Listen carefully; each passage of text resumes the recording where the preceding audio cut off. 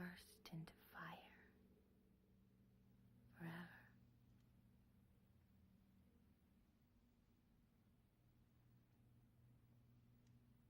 And the angels wouldn't help you.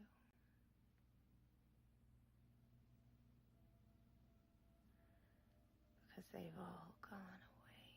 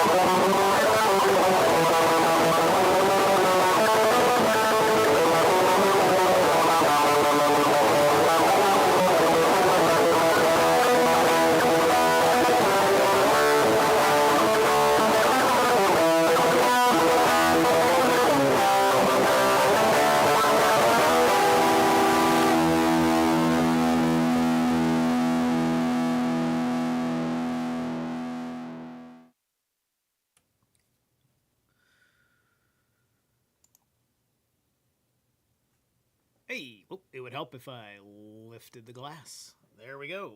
All right. How's it going, guys? It is Zerilath, and we are gonna get it on with the chapter 2-ish thing. I picked a Sabbath-themed song for that one.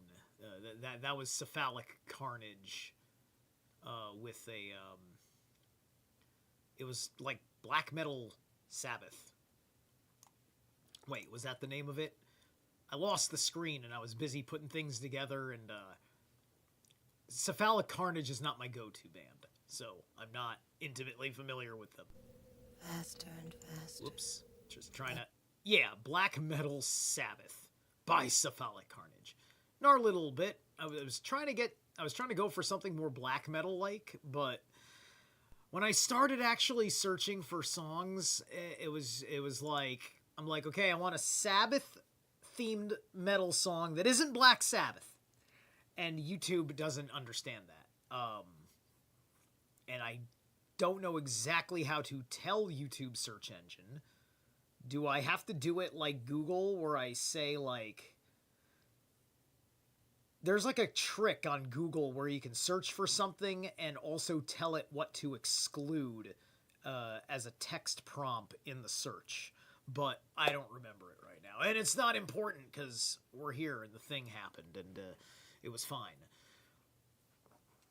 Let's find out what we're going to do about the Jews. Okay, no. Here we are in chapter 2, so we're still on the Sabbath. Regulations concerning the Sabbath and Hanukkah light. So we're going to find out how anal retentive you've got to be with this stuff.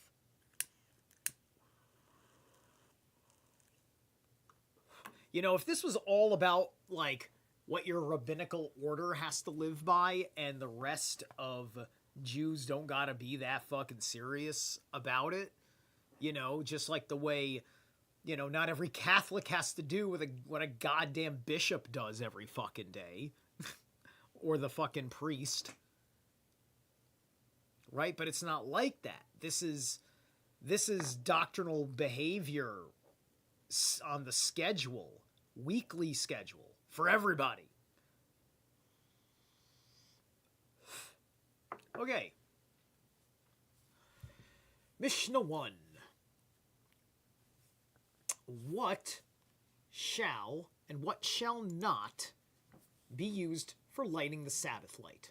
The light shall not be made with wicks of cedar hast, raw flax, silk fiber, weeds growing upon the water, and ship moss. Nor shall pitch wax, cottonseed oil, oil of rejected heave offerings, fat from the tail of a sheep, and tallow be used. Nahum the Modate says melted tallow may be used for lighting. The schoolmen, however, prohibited melted and raw tallow alike. Gemara. Rabban and Abai,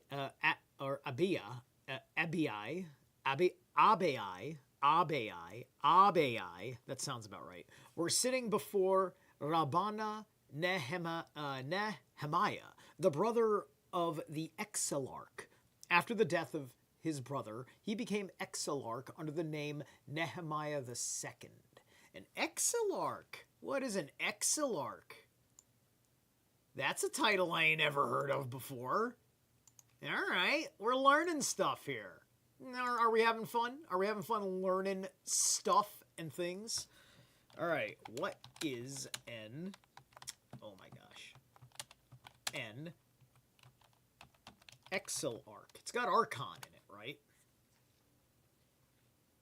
The Exilarch was the leader of the Jewish community in Mesopotamia, recognized as a noble and rabbinical authority.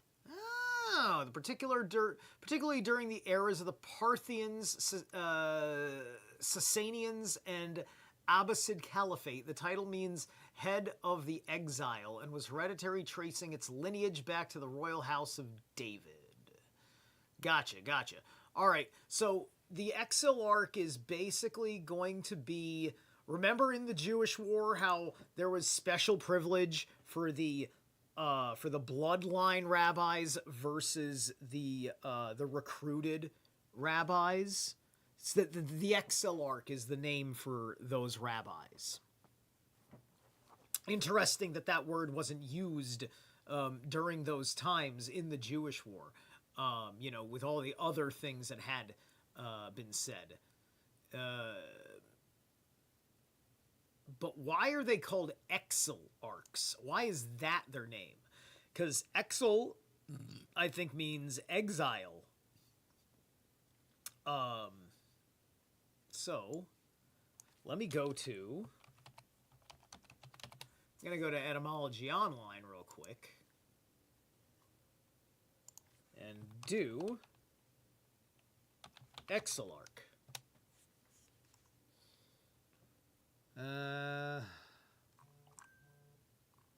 Well, Exilarch doesn't pop up in Etym Online, but Exarch does. Historically, a ruler of a province in the Byzantine Empire in the early church.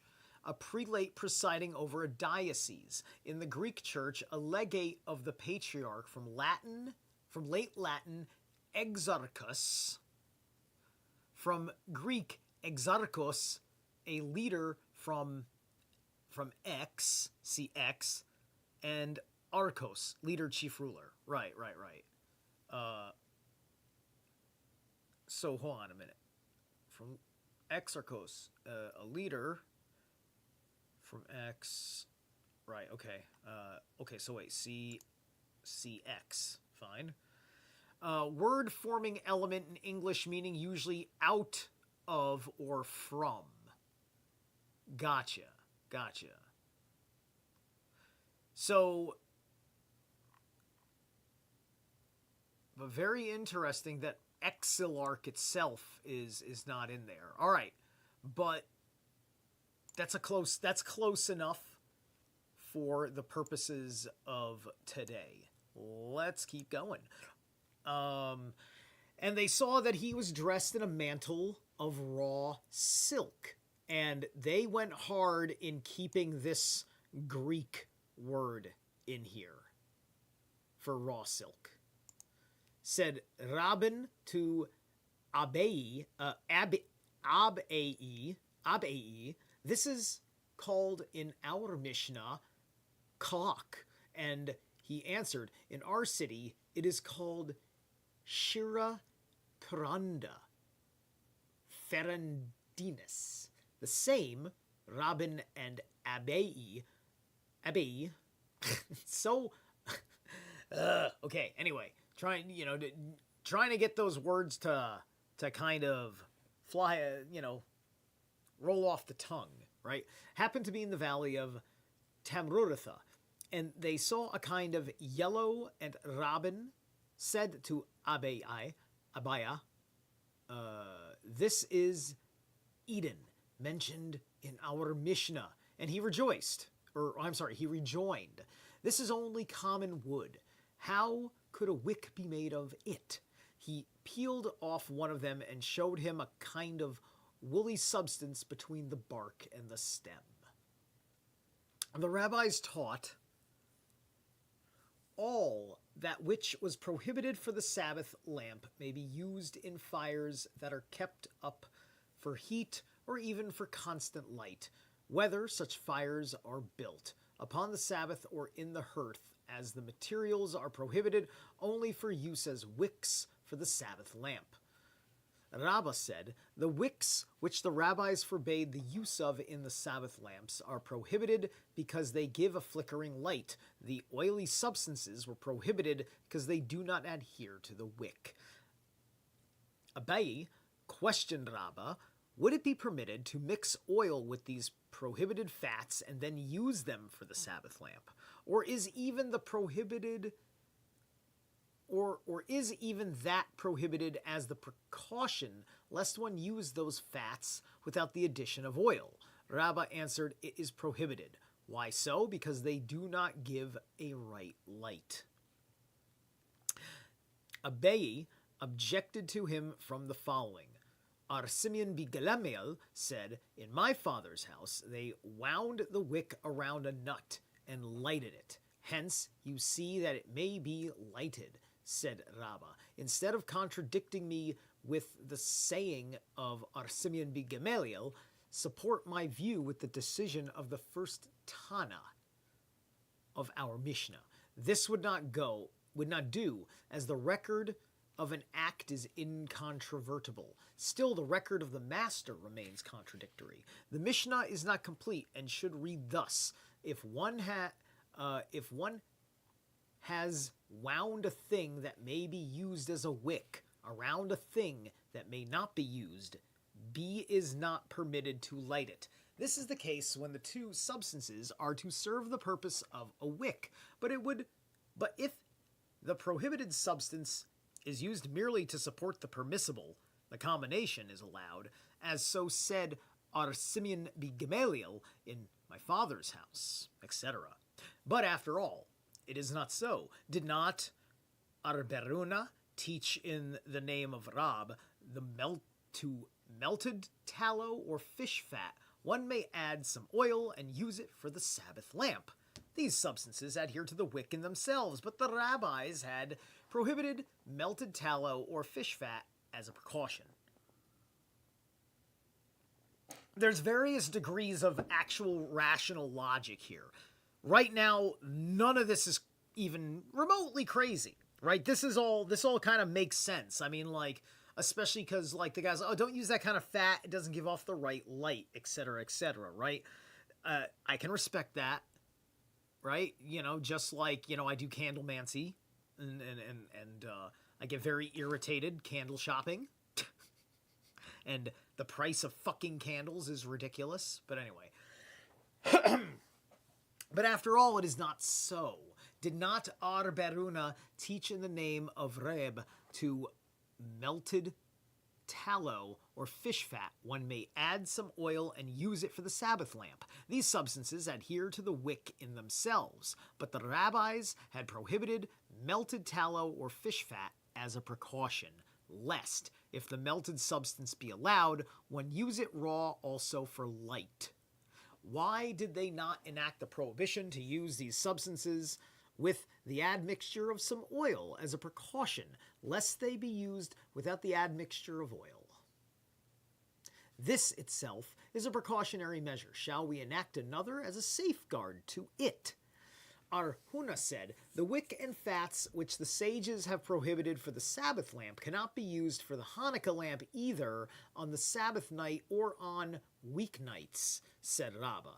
The reason of Arhuna's theory is because he holds that if the Hanukkah lamp is extinguished by accident, it must be relighted, and also that its light may be used to work by Arhista, however, maintains that it can be fed with these fats on weeknights, but not on the Sabbath night. So there's, you know, like, so there's also different kinds of, so they must want a different kind of fire effect that pleases their God, effectively, right? Because if none of this pleases God, it doesn't matter. And these rabbis are trying to tell you, we're pretty certain that God will be happy if we do it this way. That to me sounds like what that would be the impression that I think any Gentile gets by reading this. It's just right, because like what other vector point would you be understanding, right? So you withhold your absolute certainty of anything until you've read through the whole fucking body of work. Right? So we'll withhold all that it actually means. But anyway, but I mean, it sounds pretty simple to me. It would be other things to apply this logic to that matter more, is my point. But I'm bringing it up now for consistency. Ar Zera, in the name of Armatna, according to others in the name of Rab, said, the wicks and fats which the sages prohibited for the Sabbath lamp may be used for the Hanukkah lamp, both during the week and on Sabbath night, said Ar Jeremiah, the reason of Rab's decision is because he holds that it is that if it is extinguished, he need not relight it, and its light is prohibited to be used. The rabbis declared this before Abiah in the name of our Jeremiah, and he would not accept it. When Rabin came from Palestine, he declared the same before Abiah in the name of Ar Yohanan, and he accepted it and said, had I been worthy, I would have accepted this teaching before. It is said in the name of Rab, it is extinguished, it is not needed to relight it.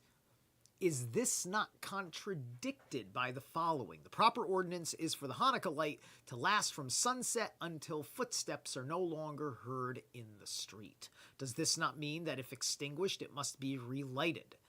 Now, that's pretty hardcore if you're not living in a Jewish area.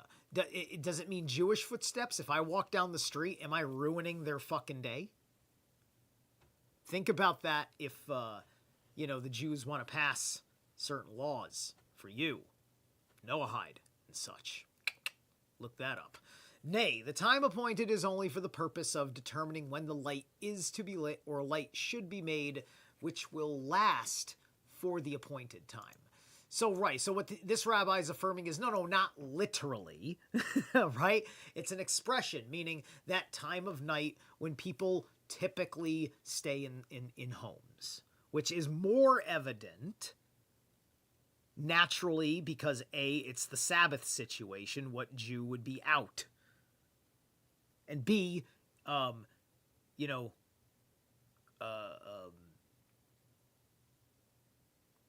just like you've got reasons to be home anyway. But anyway, there's nothing more I really need to go into on that. I think that all makes sense. Until footsteps are no longer heard, etc. Up to what time is this, said Rabbah? B. Hana, in the name of Ar Yohanan, up to the time when the steps of the Talmudites are heard no more. The Talmudite. What's a Talmudite? That's another one. That's another one to be looked up. All right. Okay, what is a Talmudite?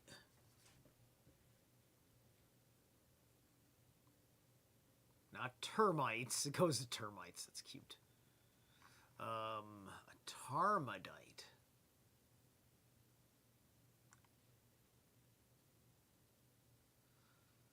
Let me try a different search.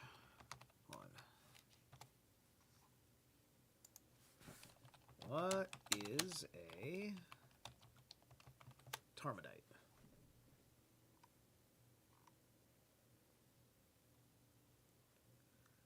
Interesting. Okay, so there's no... I did a DuckDuckGo and a Google search. Neither one of them. So I'm going to have to... All right. All right, hold on. Let me go back to... Go back to DuckDuckGo. All right. Talmudite in the Talmud. Let's try that.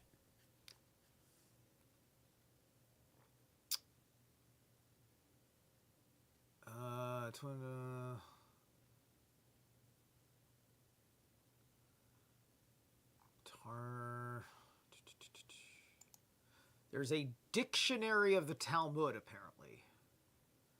But, wait a minute. I think it is. I see it might be in Hebrew. Can I get the English? Just give me Talmudite. Should be able to put that in there in fucking English, right? Let me guess. I have to... I know that's Aleph. I don't know what the fuck I'm looking at. And I have no idea if it would even look the same.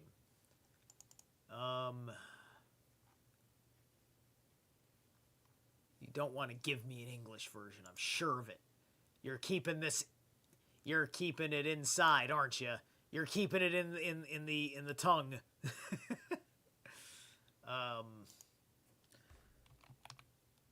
Oh my gosh. Come on. Tar. Invalid entry. Please type a Hebrew word. Right. How do I do that? See. Oh, wait. Hold on. I might be able to do it this way. If this is Q. Hold on a minute. I'm assuming. What the hell am I looking at? It must be that. Q. W. E. Is that T? Yeah, that's not going to help me. I'm not. I need English. All right, forget it. All right, guys, if you know what a Talmudite is, leave me a comment, or if we're still live here, throw it in the chat. I need the definition of Talmudite. Well, I don't need it, but I want it. We're going to get back to the read.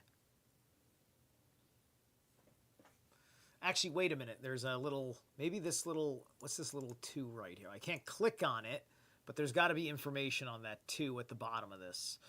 The rabbis taught that the law of Hanukkah demands that every man should light 1 lamp for himself and his household. Those who seek to fulfill it will have a lamp lit for every member of the household. Those who seek to fulfill the law in the best possible manner should light according to the Beth Shammai, the first night 8 flames, and every following night 1 flame. Less and according to Beth Hillel, the reverse, the first night 1 lamp, and be increased by 1 on each succeeding night, said Rabba Bibi Hana in the name of Ar Yohanan. There were 2 sages in Zidon, in Zidon. One did according to the decision of Shammai's school and gave the reason that the Hanukkah lamp is to be lit in the same manner as the sacrifices of the feast were offered, and the other accordance to the school of Hillel, with the reason that the holy actions should show or emblemize increase and not reduction. Interesting. The rabbis taught it is a merit to put the Hanukkah lamp on the outside door of the house, and he who lives in an attic puts it in a window that opens into the street. In time of danger, however, it is sufficient if the lights are on the table, said Rabbah. In the latter case, another light is required to work by, but if there is a hearth fire in the house, it is not necessary. However, if the man is of high standing and not in the habit of working by the hearth light, he must have another lamp. What is Hanukkah? The rabbis taught on the 25th day of Kislev, Hanukkah commences, and the last 8 days on which lamenting in commemoration of the dead and fasting are prohibited. When the Hellenists entered the sanctuary, they defiled all the oil that was found there. When the government of the house of Asmoneans prevailed and conquered them, oil was sought to feed the holy lamp in the sanctuary, and the only 1 vial was found with the seal of the high priest intact. The vial contained sufficient oil for 1 day only, but a miracle occurred, and it fed the holy lamp 8 days in succession. These 8 days were the following year established as days of good cheer, on which psalms of praise and acknowledgement of God's wonders were to be recited. Right, and then, yeah, so that's the baseline Hanukkah story that everybody knows, or at least everybody who cares about the Jews knows. All right. Ar Kahana said, Ar Nathan be Maniyomi, in the name of Ar Tanhum lectured, a Hanukkah lamp becomes disqualified if it is put higher than 20 ells from the ground. Just like a sukkah or booth, and like the side beam of an alley. Which the side beam of an alley we covered, and I can't remember what and all that technical jargon, but there was the height of the ells, the side beam for all that transporting of things during fucking Sabbath. Anyway.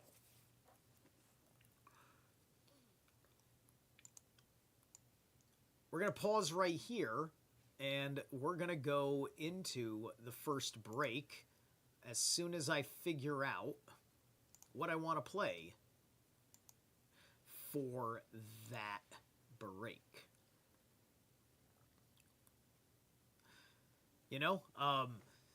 It's very interesting thinking about what one has heard about this book and, eventually just getting into it. And thus far, I certainly have not gone into it enough to really say. But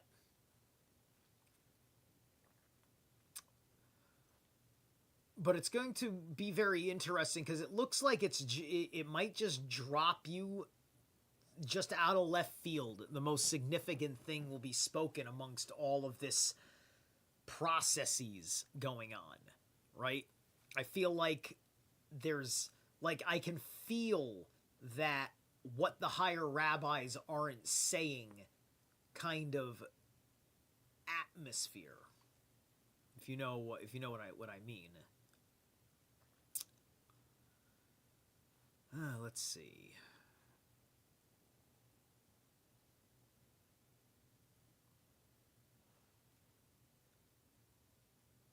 I don't want to grab another Cephalic Carnage song, and half of the songs on this list are from Cephalic Carnage. No, that song's too long. Already played that song.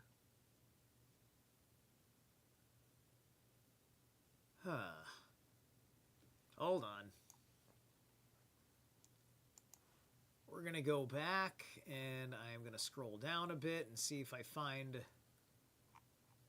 anything good before I go elsewhere, because a lot of this is showing me Black Sabbath covers and other Black Sabbath stuff. Let's see, I already played a song from that band. All right, I guess I'm going to have to go with... All right, we'll try this. So this band, it seems like it's another Egyptian metal band. Hang on. They're called Ka-Aper. Like Ka, like the Ka, and Aper, with little apostrophe or semicolon, whatever you call it. And then I'm going through 2 unskippable commercials. There we go. All right, the darkest of times, the hidden one, the sun, eyes of the coffer, never come home, in the hall of truth, looking for a human, and sell it. All right, any one of those songs will probably be fine. I don't want to play like an intro that's weird. Don't know why I was doing that. What's good here? We still connected? Did you guys hear that noise? Because I heard a funny noise. We're still live. We're still going, yeah. We're all right. Let's see. Actually, this would make sense. This song right here called "The Darkest of Times." Is that where I am now? Got to go back a pinch. 434. All right, I think we're good. All right, so this is from While Flows the Nile, "The Darkest of Times."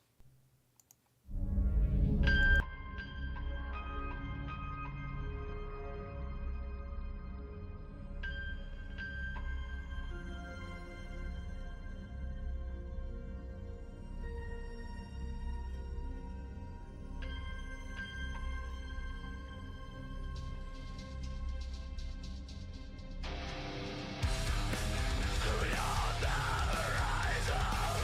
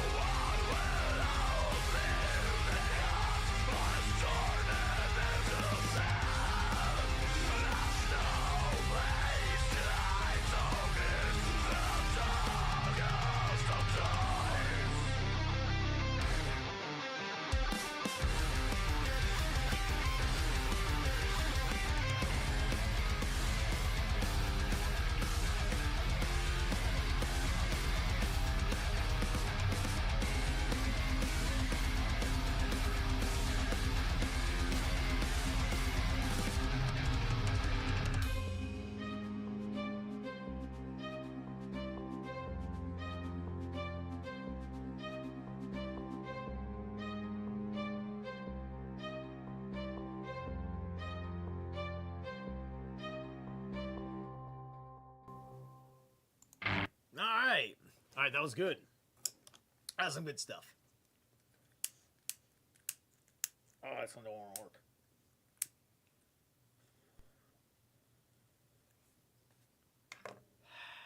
All right.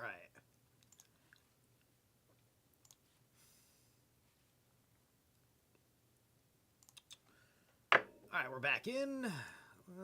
Let's move that over pinch. There we go.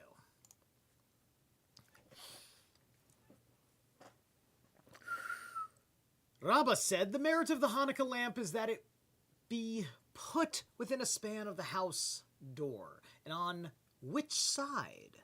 Ar, Aha, B, Rabha said to the right, B, Samuel, Ar Samuel of Difti said to the left of the entrance.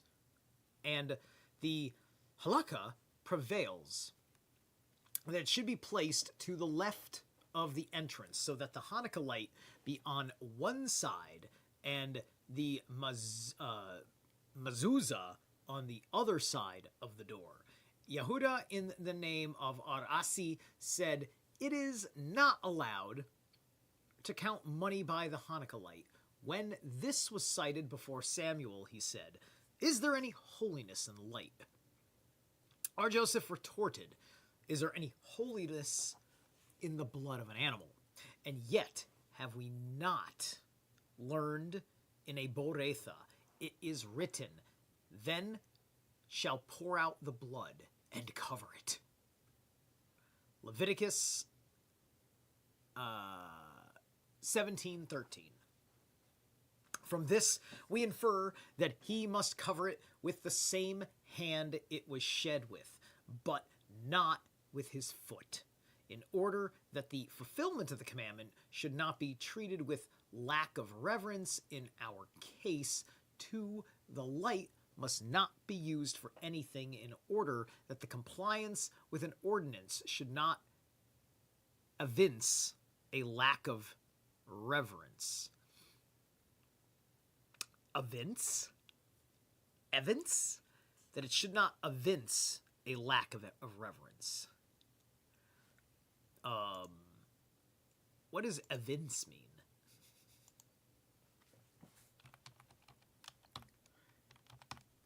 I've probably heard the word many times because I can kind of contextually figure out what it means, but to show or demonstrate clearly, manifest, to conquer, to subdue, to show in a clear manner, to prove beyond any reasonable doubt, to manifest, to make evident, to bring light to evidence. So to evince to evidence. That makes sense.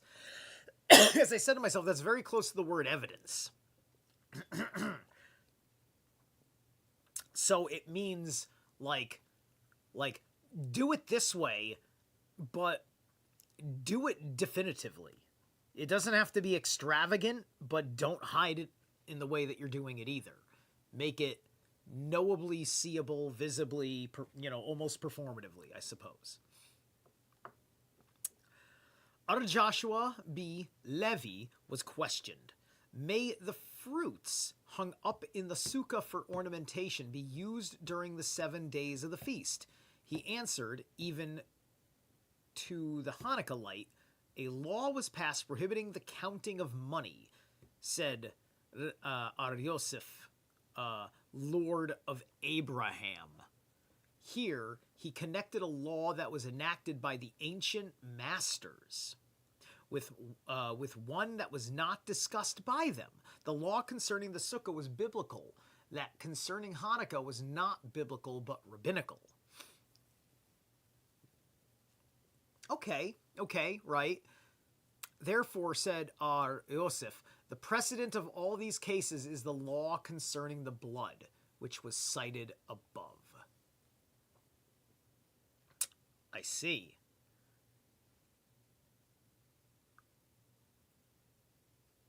Here he connected a law that was enacted. So, okay, that's very interesting. Copy. All right. Okay, what is... Ugh, don't start doing that. What is the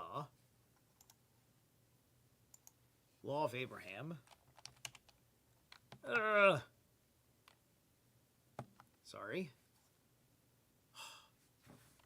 By the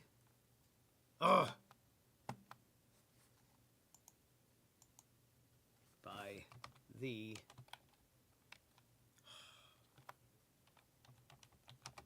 ancient. Oh my God. Masters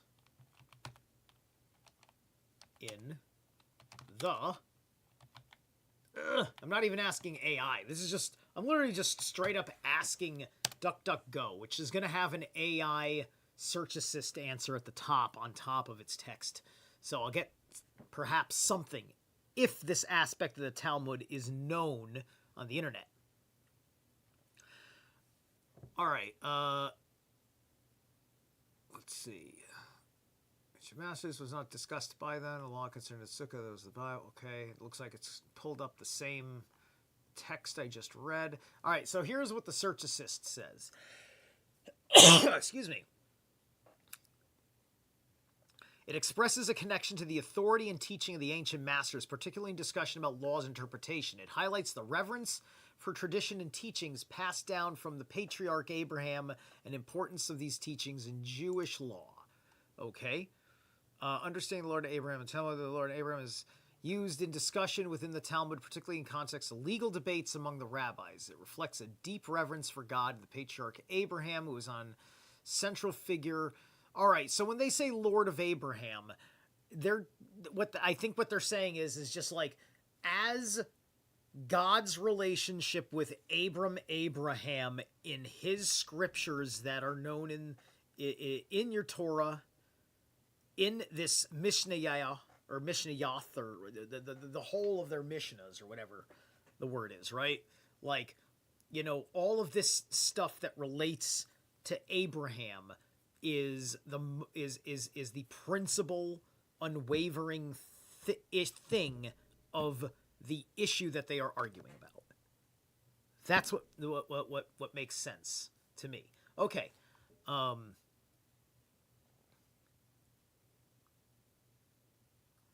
So, and why this also makes sense to me on the level of my understanding is knowing that there are many gods and traditions of many gods that become what this one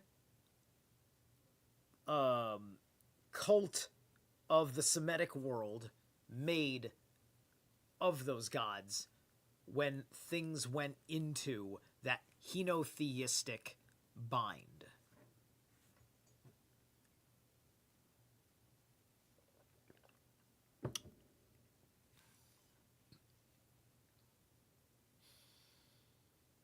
Okay.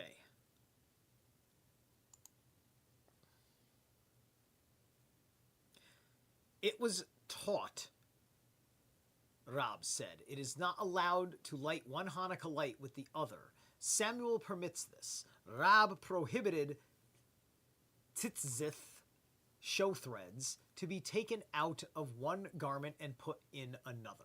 Samuel permits also this. He also said that the halakha does not prevail in accordance with our Simeon regarding dragging across the floor, which will be explained further on, and Samuel maintains it does.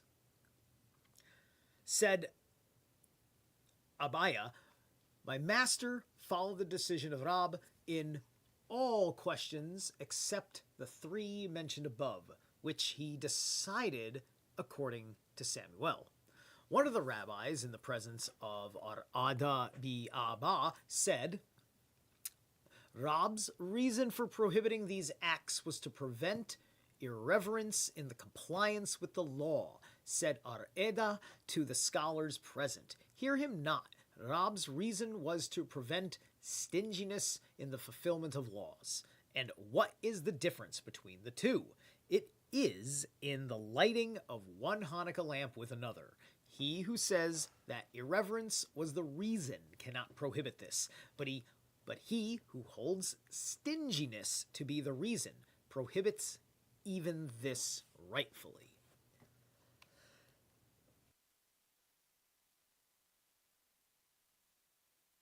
How is this question to be decided? Said Arhuna B. Ar Joshua. Let us see whether the act of lighting the lamp constitutes merit or whether it is the act of putting it in its proper place. This question having been already propounded by the schoolmen, the answer when given will serve for the above also.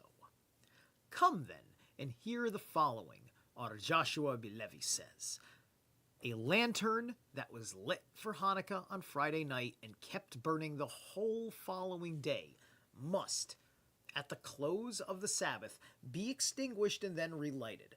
Now if we say that the lighting constitutes compliance with the commandment, this teaching is correct. Bear with me a second. Is this... No, that's what I thought.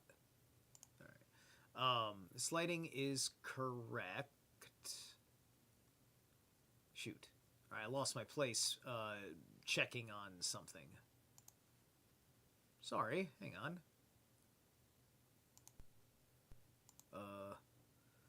Constitutes merit. Wait. Oh my gosh. Didn't come here. Judge Levy says, a lantern that was lit for Hanukkah on Friday night must burn the whole night, must be close, the Sabbath extinguished. Teacher is correct, sorry. But if we say that the placing of the lamp in its proper place constitutes the merit, it should be said, it should be extinguished, raised up, put in its proper place, and then lit. And also, since we pronounce the benediction, blessed art thou, etc., who has commanded us to light the Hanukkah lamp, it becomes clearly present the lighting constitutes compliance, and so it is. Now that we come to the conclusion that the act of lighting constitutes the merit, it is understood that if this was done by a deaf mute, an idiot, or a minor, the act is not valid. A woman, however, may surely light it, as Ar Yashua B. Levi said, women are in duty bound to light the Hanukkah lamp, for they were included in miracle.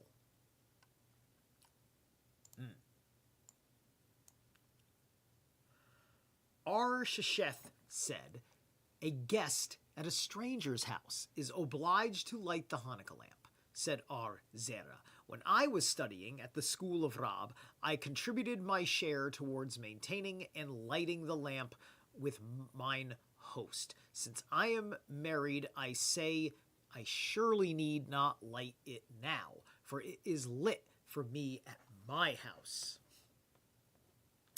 Ar Joshua Bilevi said, all fats are good for the Hanukkah lamp, but olive oil is the best, Abia said. My master always sought for poppy seed oil because, said he, it burns slowly, and the light lasts longer. But when he heard the saying of Ar Joshua Bilevi, he sought for olive oil, for that gives a clearer light. So that's interesting, right? So the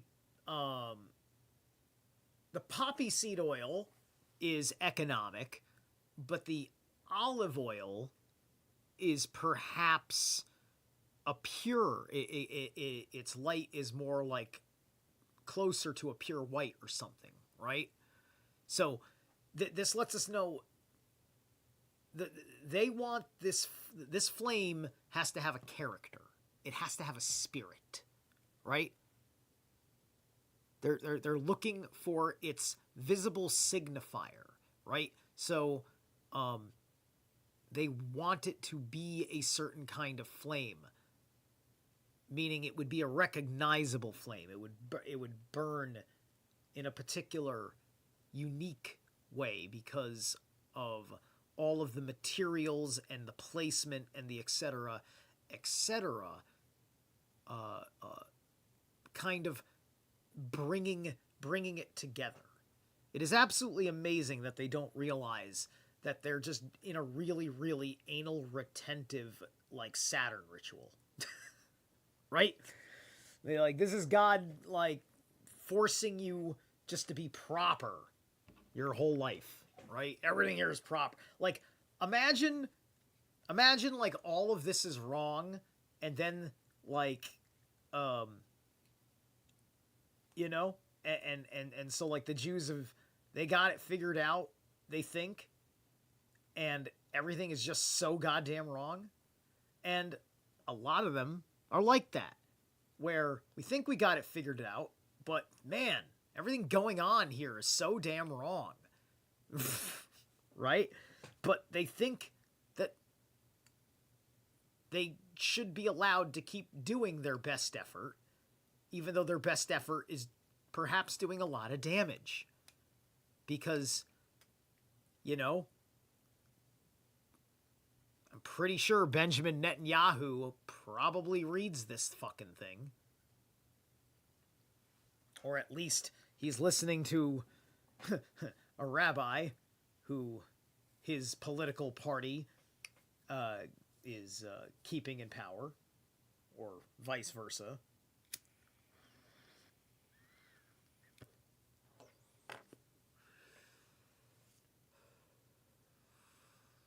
Hayabi in the name of Rab, said, "He who lights the Hanukkah lamp must pronounce a benediction." Arya Maya said, "He who perceives it must pronounce a benediction." Arya Yehuda said, "He who perceives a Hanukkah lamp on the first day must pronounce 2 benedictions, and the one that lights it on the first day, 3. 3. After the first day, the one that lights it must pronounce 2 benedictions, and the one that perceives it, 1. What does it mean to perceive it? Like, what about people that perceived it on other days? What benediction would he omit? The benediction of time. But why not omit the benediction of the miracle? Because the miracle was continued every day of the 8. And what is the special benediction? Right? Like, you gotta remember, these, their belief system has got them, like, where it's just like, like, this isn't like, hey, guys, I got a broken car. Let's figure out how to make the car work again, right? You don't have to torture yourself about it. It's just this hard, obnoxious task, but it's going to have a really cool payoff, right? Here, the cool payoff is after you're fucking dead, right? But you live your life on the right path, and shelter overhead. You got everything you need, and be really fucking happy about it, or whatever. I mean, like, like, all of that, I suppose, is effing fine as far as a starting point for anyone, right? Look, the world would not fucking have lasted this long if, like, the Jews were fucking monsters. They're not fucking monsters. But the monsters are among the Jews. That's whether it be to scapegoat them or whatever, right? I think a lot of people have to ask about, like, Jewish conversion and its relationship to issues of the state of Israel and the issues of the integrity of the nation, outside of the existence of Israel, but just the tribes as a whole.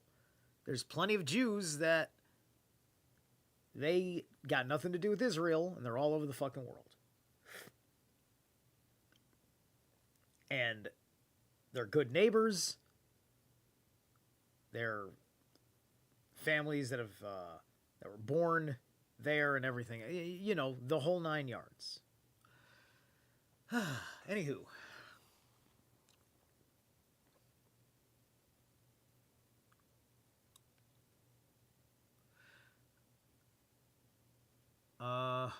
Proceed. What benediction would he omit? The benediction of time. But why not omit the benediction of the miracle? Because the miracle was continued every day of the 8. And what is the special benediction? blessed be, etc., who hallowed us with his commands and ordained that we shall light the Hanukkah lamp. But where did he ordain this? Said Avia. This command is included in thou shalt not depart, etc., from Deuteronomy 17:11. Nehemiah, however, from the following said, ask thy father, and he will tell thee, thine elders, and they will inform thee. From Ibid 32:7. Ibid? Ibid must be something of their books. That one I don't know. Because I don't recall an Ibid in the Old Testament. And I should probably pull up my ISA just in case I'm compelled to look up what the hell they're talking about in a Bible verse. Okay. Arhuna said, a house that has two doors must have two lamps, said Rabba. This is only in case when the doors are in two different sides of the house. But if they both open on the same side, it is not necessary. Why so? Because the townsman may pass by the side with which has no lamp and suspect the owner of the house of not having lit any at all. And where is it taken from that one must endeavor to avoid suspicion? All right, that's a bit crazy. I mean, that's on him, man. He should go around the fucking house and check the other door.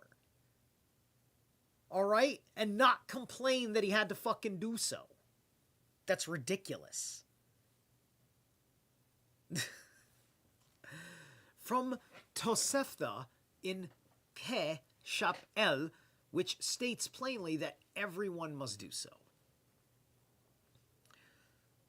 Isaac be Ridifha, in the name of Arhuna said, a lamp with two mouths so that two wicks can be lit in it is sufficient for two men. I mean, and everyone must do so. I mean, it's a rabbinical thing, not a biblical thing, and everyone must do so. Right? What did they make that distinction for if there's no other distinction for anyone the fuck else? I mean, literally, except for Gentiles, I suppose. Rabba said, if one has filled a dish with oil, put wicks all around the brim, and covered it with a vessel so that each wick yields a separate flame. It is sufficient for many persons, but if he has not covered it, he makes it appear as one flame of fire, and it is not valid even for one person. Hey, listen, I think it's kind of cool that I'm reading, hey, look at me, I could help some Jews in a Hanukkah pinch. It's like, oh, that, well, look, listen, I'm not gonna goy out on you over here, but I can go get you some candle wax, right? Hey, what's going on, Howard? If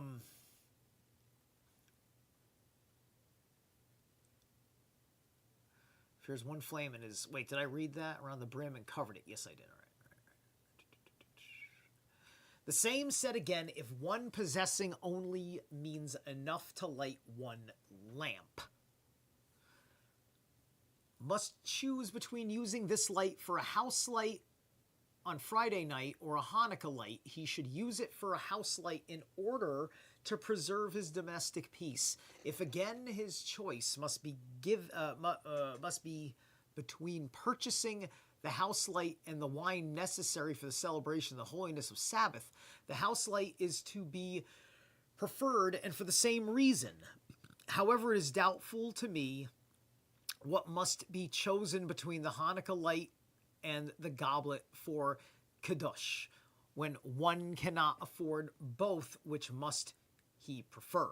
Is the latter to be preferred because it is of regular occurrence, or is the Hanukkah light preferable in order to proclaim the miracle? which it commemorates. After deliberating, he decided himself that the proclaiming of the miracle has the preference. Here's what I think happened with our calendar universe. Now I'm thinking about all this stuff in context to the Jews' relationship with Rome and how things went about.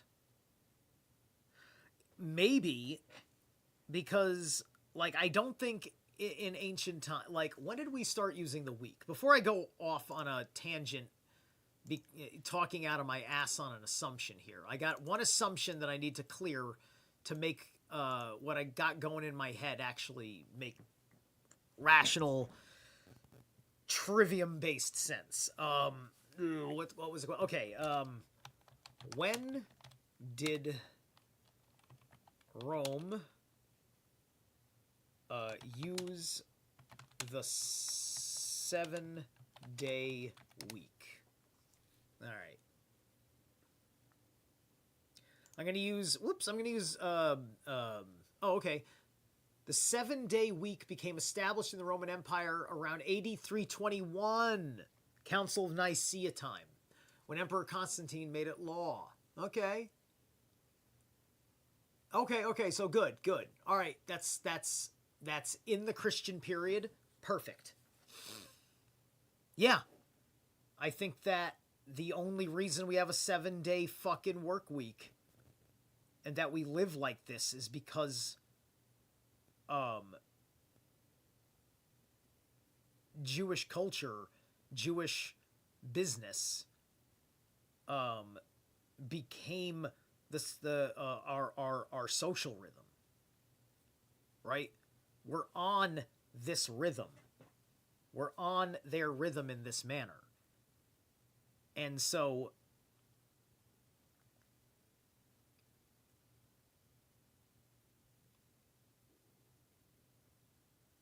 we probably would have had the Romans with their the ones that turned, that were Jewish or turned Jewish or whatever, or did their goy thing and started doing as the Jew do, started making that institutionalized in Roman society. I could see a lot of reasons why problems could arise, where what perhaps was the stresses of work to be done month to month is now crunched into work to be done week to week. Right?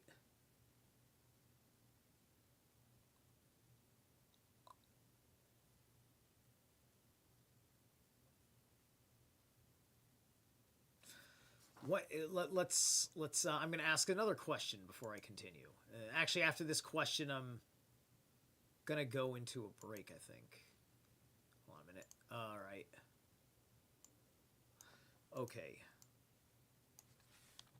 Who has the oldest 7-day week? All right, bear with. The Babylonians. Just a Babylonian time system. We're all on a Babylonian time system. That's all it is. That's all it is, right?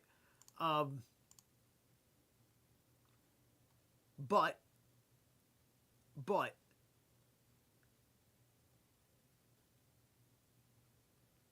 it was later adopted by the Jews, right? This is the Babylonian Talmud, obviously, right?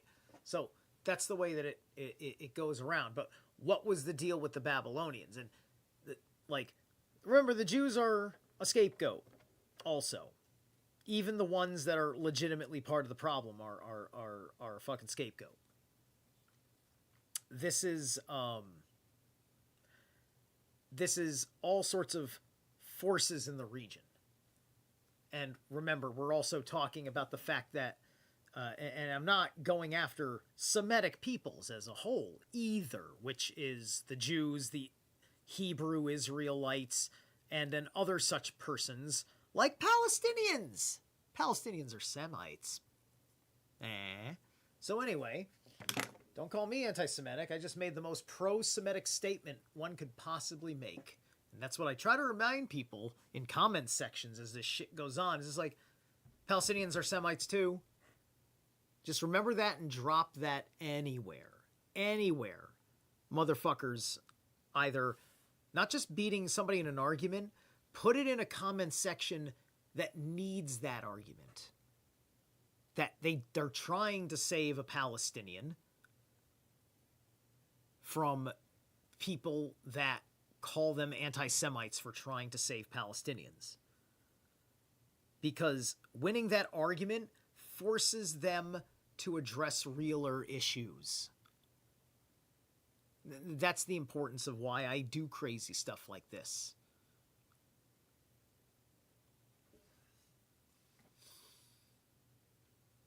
Okay.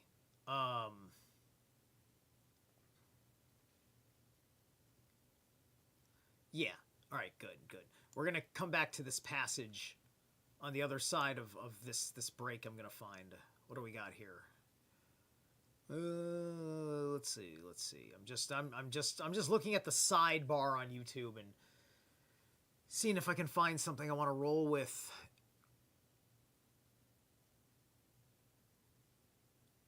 Let's try Infernal Diatribe. This sounds like fun. Hang on. Check this out. I've got to go through a couple of commercials. This is called Mrityu Mantra. They're an Indian black metal band. All right. Infernal Diatribe.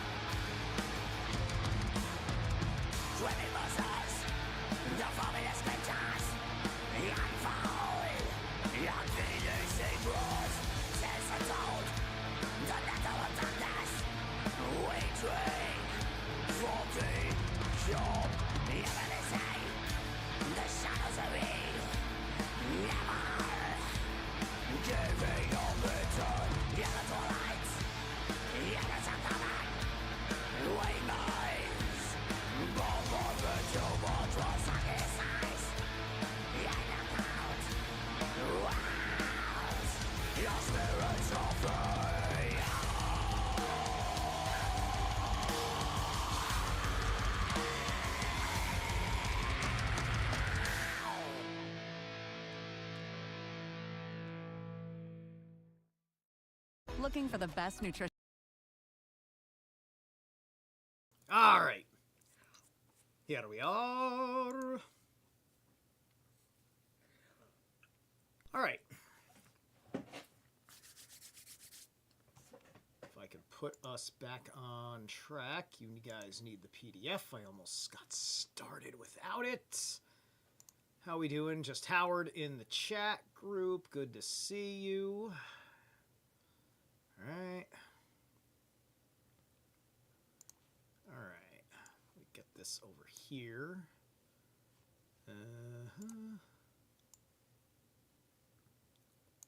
One of these days, I am going to redesign everything because I would love to get my shit together and grab my other monitor and set it up and have two monitors, and so all my stuff that I do is on one screen and all the stuff that I'm monitoring is on another screen.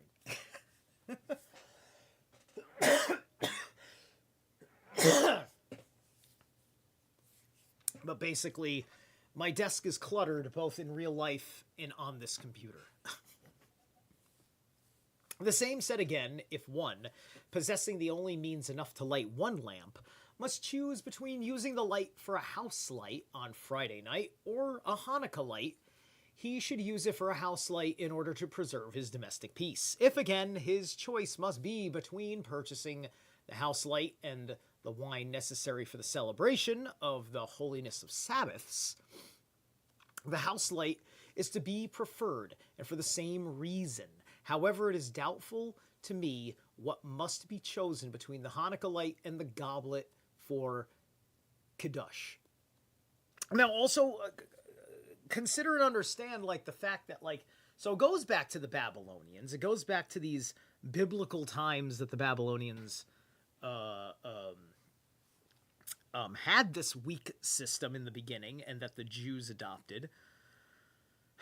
And, it didn't become, like, a global standard. I mean, it seems to be now, right? And, that came as a consequence, typically, of all sorts of various times in which various nations rise and fall. And,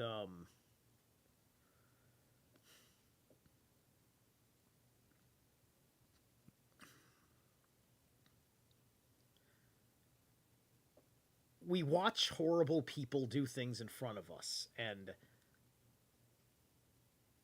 it can inspire us to be better people. But we fail at being better people when we also allow it to turn us into those that pick on the other.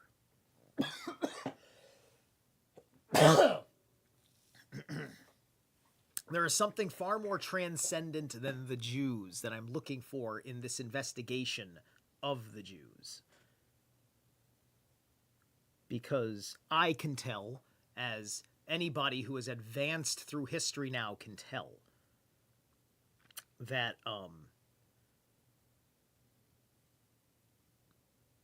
Hitler didn't understand why he was right. Because he did not understand that it didn't require an inhuman means to do a thing. And I'll blame Hitler for the Holocaust in the sense that He should have fucking let those people out of those goddamn fucking camps before the commies cut off the goddamn supply chain. If his intention was to fucking keep them safe and get them over to Israel, then there's no reason why he couldn't have fucking gotten that done.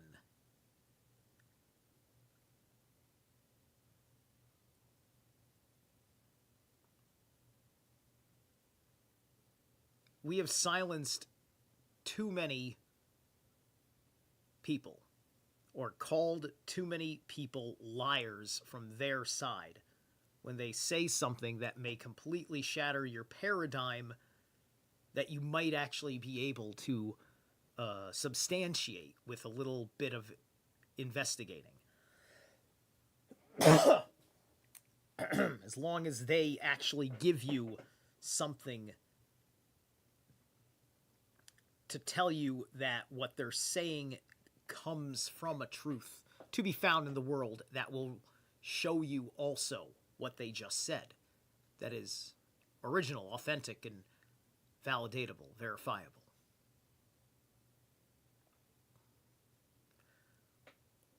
Right? There's absolutely nothing to honor about people that do us such an injustice.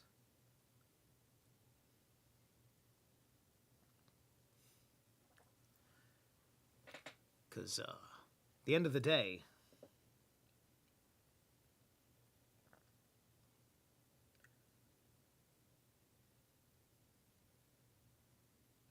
the invasion of Poland was a bad move.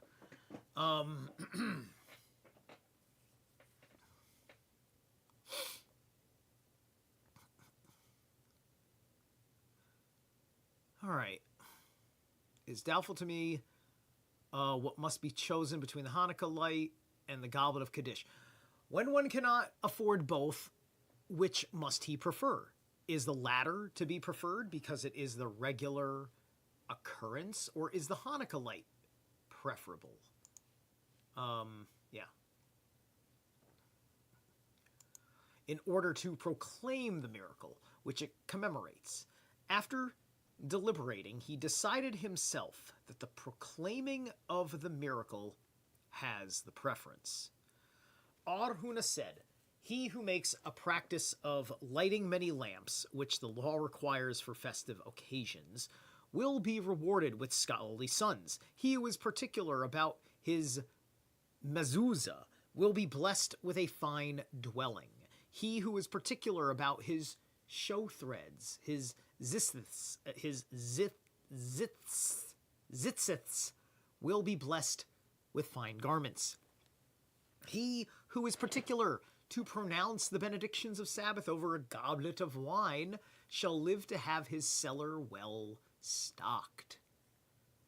Okay, so here it's saying that here's all sorts of little blessings from God that you, like, because you do this, you will have all this stuff. Now, the 7-day work week is probably the real reason why they have that stuff.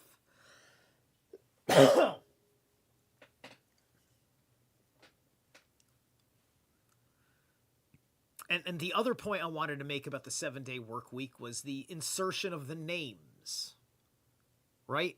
Because we get the 7-day work week from the Talmud, but we don't get the names of the days in that week for those cycles until we adopt it.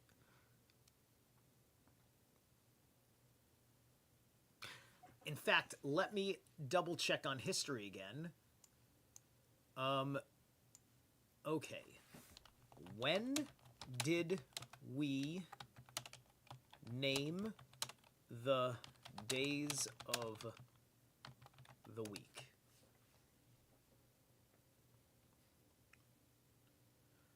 Like, because I know the fucking Norse etymology, but I don't know the origins of the... Okay. Because I want to know, like, was it in 321? All right, who based their system on the 7 celestial bodies, right, visible to them. So the 7-day week was later adopted by the Romans and spread throughout their empire by the 4th century. Right. So we all get that. Monday is the moon. Tuesday is Mars. I'm sorry, Jupiter. Wait. It's Jupiter or Mars. Woden's Day, Wednesday. Thor's Day. So what Wednesday is Mercury. Right, and then then Thor's Day is maybe is Jupiter or Mars, because I keep getting it messed up, and Friday is Venus, right? So if you did the days in that manner, right, you would have you would still have a Monday, you would still have a Sunday, you'd obviously have a Saturn's Day. But perhaps Rome was using these other names. Perhaps it was Mercury Day for Wednesday. So Tuesday would be Mars.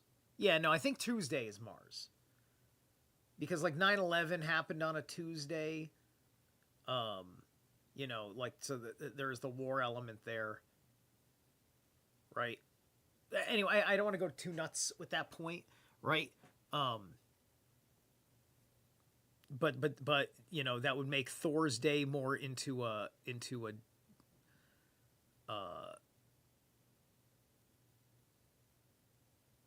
No, you know what? I'm sorry.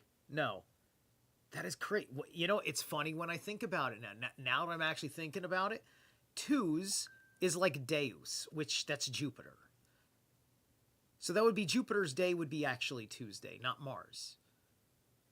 Leaving Thursday to Mars. I think that's actually incorrect, but I'm rationalizing it that way right now at my level of understanding of things, because I got to get back to this Talmud, but you get my point with what I'm talking about.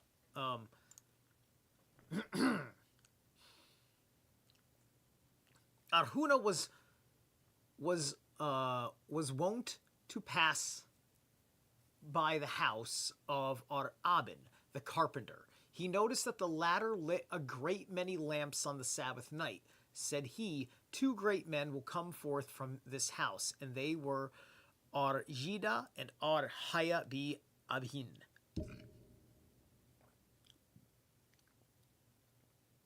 Ar-Hista was wont to pass by the house of the master, father of father-in-law of Ar-Shezbi. He noticed many lights every Sabbath. Said he, a great man will come forth from this house. This great man was Ar-Shezbi. The wife of Ar-Joseph was accustomed to light her Sabbath lamp late. Said he unto her, there is a Boretha, it is written, the pillar of cloud did not depart by day, nor the pillar of fire by night. Exodus 13:22. From this we infer that the 2 pillars always closely followed each other. She then wanted to light up too early, said a certain old man to her. There is another Boretha, however, that whatever is to be done should be done neither too early nor too late. Sure, that makes sense to me. What is not making sense to me is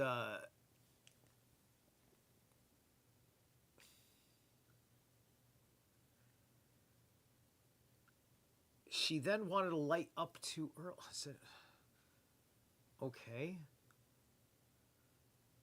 Well, you see, like this makes sense to me because this is like somebody being a voice of reason, right? So This is a guy saying like you got a window. You've got like half an hour on either side of the hour or something. I don't know, right? You've got that. You've got a circumstance, right? Because there's probably a bunch of Jews out there that are just saying these are beautiful traditions that give us deep meaning. And then there's probably other Jews out there that are saying men will go astray if we don't control them.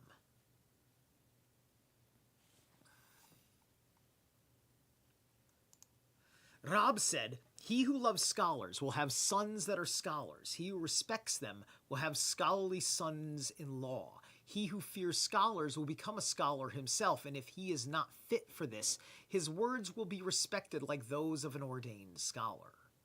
You see, here's another thing that I think is maybe what's going on with the psyche of Jews, that the Talmud is their ontological foundation, is that it is also the source of everybody. Like, you know, it sounds like there's plenty of room to say fuck your noise, because I'm going to go with this person who said this, because I don't think it's set in stone to do it the other way argued. And there isn't enough definitive answer on who exactly is right to put it that way, because so far, now that we're into chapter 2, the definitive things are in a very, very broad sense of the word. This is like, right? This is just Jewish anxiety on file. You have to be an OCD, anxious fucking human being. It is not a natural state. This is not a natural state. And we tolerate our businesses, our employers treating us like this. Right?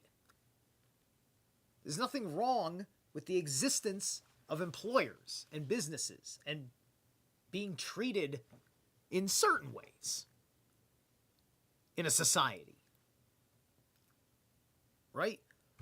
But you have to everybody's riding everybody's fucking nervous systems trying to do all this. This kind of sounds like the way communists argue amongst themselves about how to distribute the production that they have seized, with very loose double standards of rules.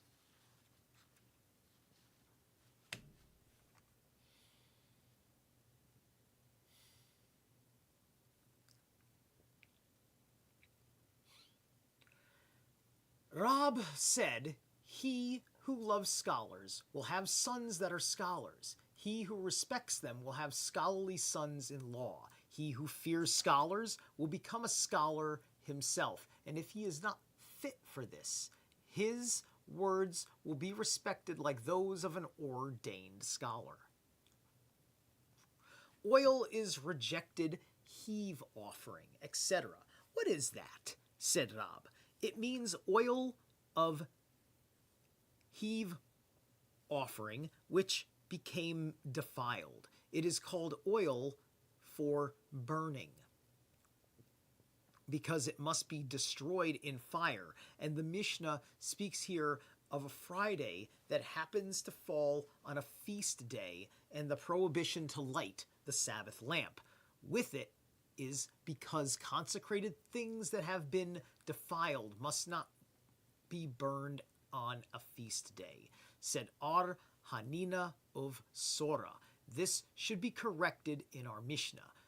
Why shall one not make a light with the defiled oil? Because defiled things must not be burned on a feast day. And so also we have learned in a Boretha, all material must not be used for lighting on the Sabbath, may be lit on a feast day, save the oil for burning. The schoolmen propounded a question. Should the Hanukkah incident be mentioned in the benediction after meals? Shall we assume that because it is rabbinical, it is unnecessary? Or for the sake of the proclamation of the miracle, it should? Said Rab in the name of Ar Shora, quoting Arhuna. It is not necessary, however, if one wishes to do it. He should incorporate it in the Thanksgiving part. Arhuna b. Yehuda visited the house of Rab. He was about to mention it in mention it in the prayer part under the heading of the one who builds up Jerusalem, said Arshesheth. Nay, it should be mentioned in the Thanksgiving part of the benediction after the meal, as it is mentioned in the same part in the prayer of the 18 benedictions. The schoolmen propounded a question. Should the new moon day be mentioned in the benediction after meals? Shall we assume that the new moon day is more important than Hanukkah because its observation is enjoined in the scriptures? Or need it not be mentioned because manual labor is not prohibited on that day? Rab maintains it may. Ar Hanina maintains it may not. Said Ar Zerika, hold to Rab opinion, for Ar Oshia holds to the same. Ar Oshia taught on days on which additional sacrifices, musaf, are offered in the sanctuary, like new moon days and the middle days of a feast. One must at evening, morning, and afternoon services recite the regular 18 benedictions and insert in the Thanksgiving part of the day's service a regular 18 benediction and insert part of the service a passage referring to the subject of the day, and if he has failed to do so, he should be made to repeat them. However, no benediction over a goblet of wine, though a remembrance of their significance must be made in the prayer after meals. On days requiring no additional sacrifice, like the first Monday, Thursday, and Monday after a biblical feast, fast days, and the days devoted to prayer by commoners, one must recite the 18 benedictions at evening, morning, and afternoon services and insert a paragraph referring to the subject of the day in the prayer division, and if he forgot the latter, he need not repeat them, nor any remembrance of them in the benediction after meals. The Halakha, however, does not prevail with all that was said above. It remains as decreed by our Yahshua b. Levi. If the Day of Atonement happens to fall on a Sabbath day, mention of the Sabbath must be made even in the Nehla prayer, the last of the 4 different prayers of the Day of Atonement. Why so? Because the Sabbath and the Day of Atonement are now one, and 4 prayers are indispensable to the service of the day. Okay, it's 9:40. We're gonna take another break. Shit goes by so fast. It's like I feel like I had barely read a passage, and then I find myself like at the end of the thing. I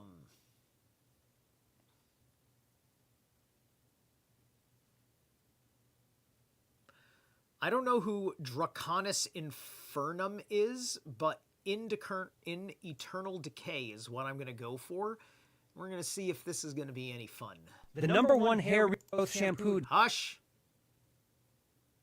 I could at least skip this one. All right. Here we go.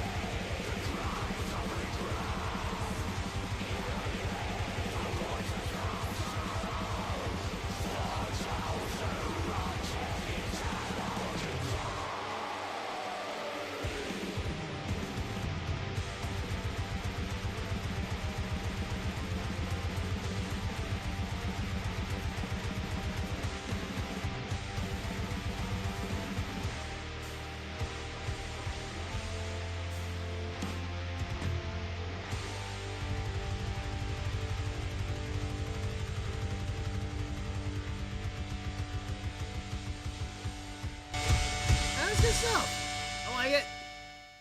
Everyone like it? Not bad. It's like the album's called the Black Flames of Satan, right? It's you know, like, you know, satanic metal. It's, you know, great. It's all sorts of fun. I love it. All right.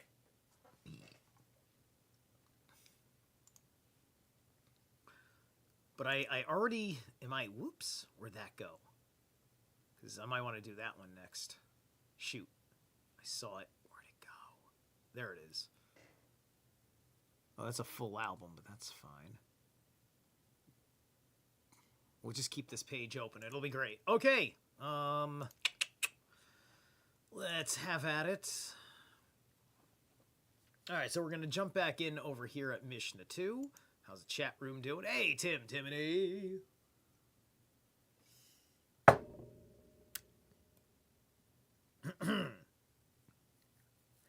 The lamp used on a biblical feast night shall not be fed with oil of rejected heave offerings. Ishmael said the Sabbath lamp shall not be fed with tar out of honor for the Sabbath. The sages, however, allow all fatty substances for this purpose. Poppy seed oil, nut oil, fish oil, radish oil, wild gourd oil, tar, and naphtha. Tarfin said, it shall be lighted with nothing but olive oil. Gemara. Ishmael said, etc. Why so? Said Rab. Because it emits a bad odor and the Tana prohibits it as a precaution. Lest one light it and leave the house. Said Abaya, let him go. What harm is there in that? Rejoined Rabbah, because I hold that the Sabbath light is a duty, as Ar Nahman, B. Ar Zabda, or B. Rabbah said in the name of Rab. The enjoyment of Sabbath light is an obligation. The washing of hands and feet in warm water toward evening on Friday is optional. So sitting in Plato's cave is mandatory. Hygiene is not. Much like the nerds on their fucking video games. But anyway, and if I say it is a meritorious act, why so? Because Ar Yehuda said in the name of Rab, it was the custom of Ar Yehuda Bar Ilaya to bathe his face, hands, and feet in warm water. That was brought to him in a trough every Friday toward evening. And that he wrapped himself in a pallium with zitzith, shows threads, and thus assumed an angelic appearance. It is written, my soul was deprived of peace. Lam 3:17. Lam. I would want to check. Is that Lamech? Is that Lamentations? Lam. Is that Old Testament? Is that in the books? What is L-A-M?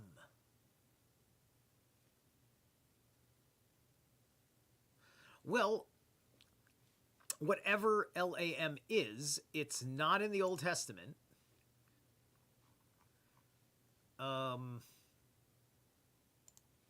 Okay. So, gonna ask some more crazy questions. All right. What is Lam in? Every time I go, it means my keyboard is freaking out on me. When? No, not when. Is. Oh my God. What is Lam in the Talmud?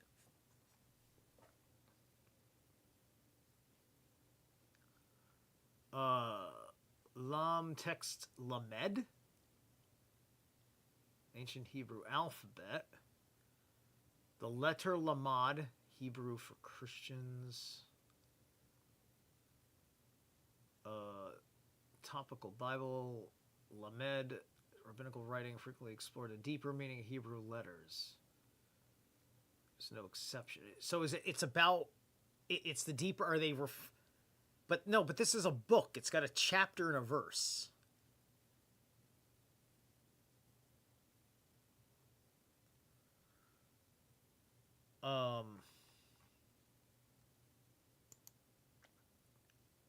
What is Lam in the Talmud short for? Try that. Lam is also breathing unlimited, which is the 12th letter of the alphabet. Discussion of Hebrew. No. There's Lam. What is the book of Lam? I'm going to assume it's a book. If I say it like that. Sorry, I'll roll it.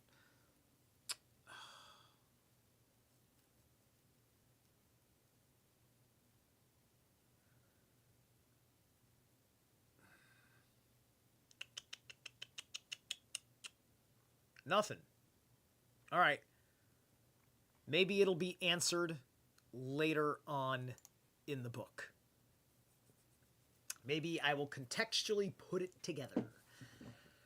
So, because I want to know where this soul deprived of peace is coming from. That actually interests me.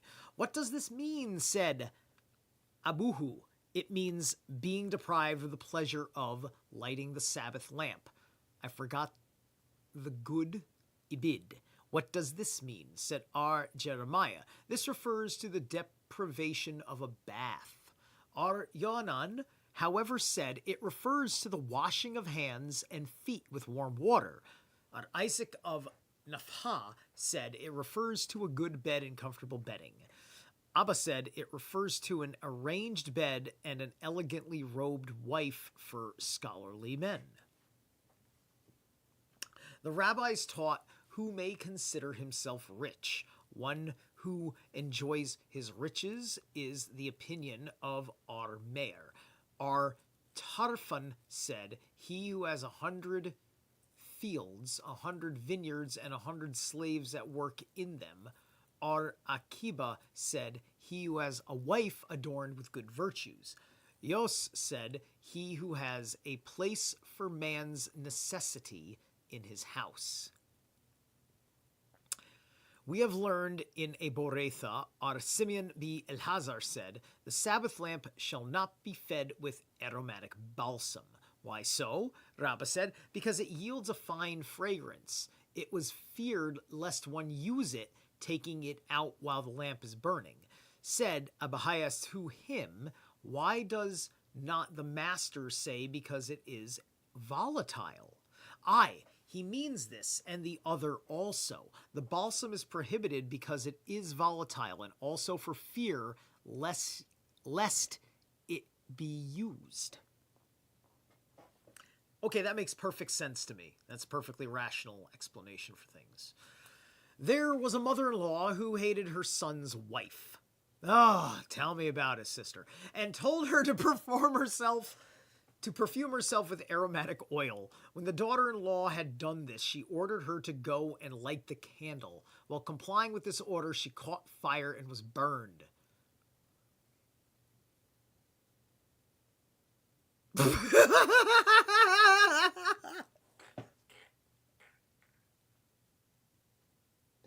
All right, what are they about to say? Okay, what was she fucking executed for murder?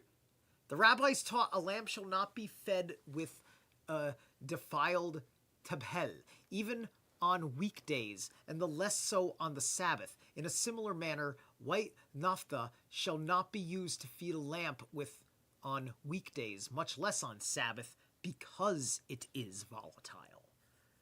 So that's it. You just threw that out there, and you didn't. I'm assuming that there were consequences for her action that didn't need to be explained. right? Because it seems like it's just making the point that this kind of stuff is that dangerous. It's far too flammable for what we're doing. And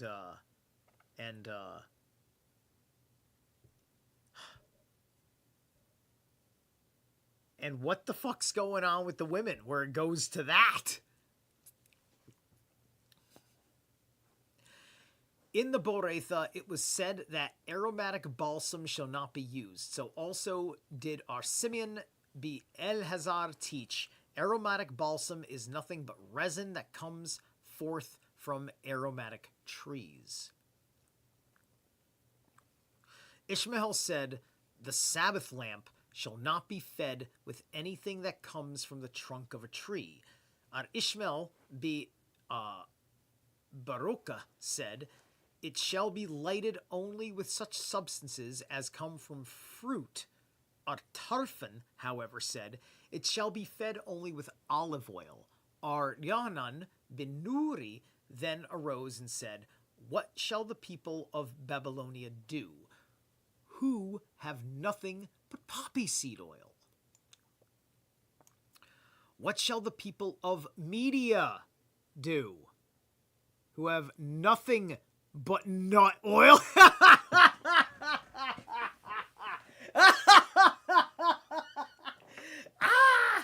Oh man, the Jews are comedians.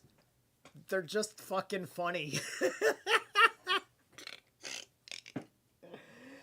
I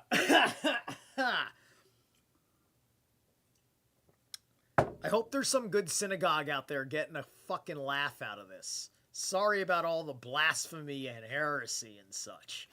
What shall the people of Alexandria do, who have nothing but radish oil? And what shall the people of Cappadocia do, who have no oil of any kind? Nothing but tar. Nay, just the fact that the media's got nut oil is just it's too funny. It's too funny in context now. I can only yeah.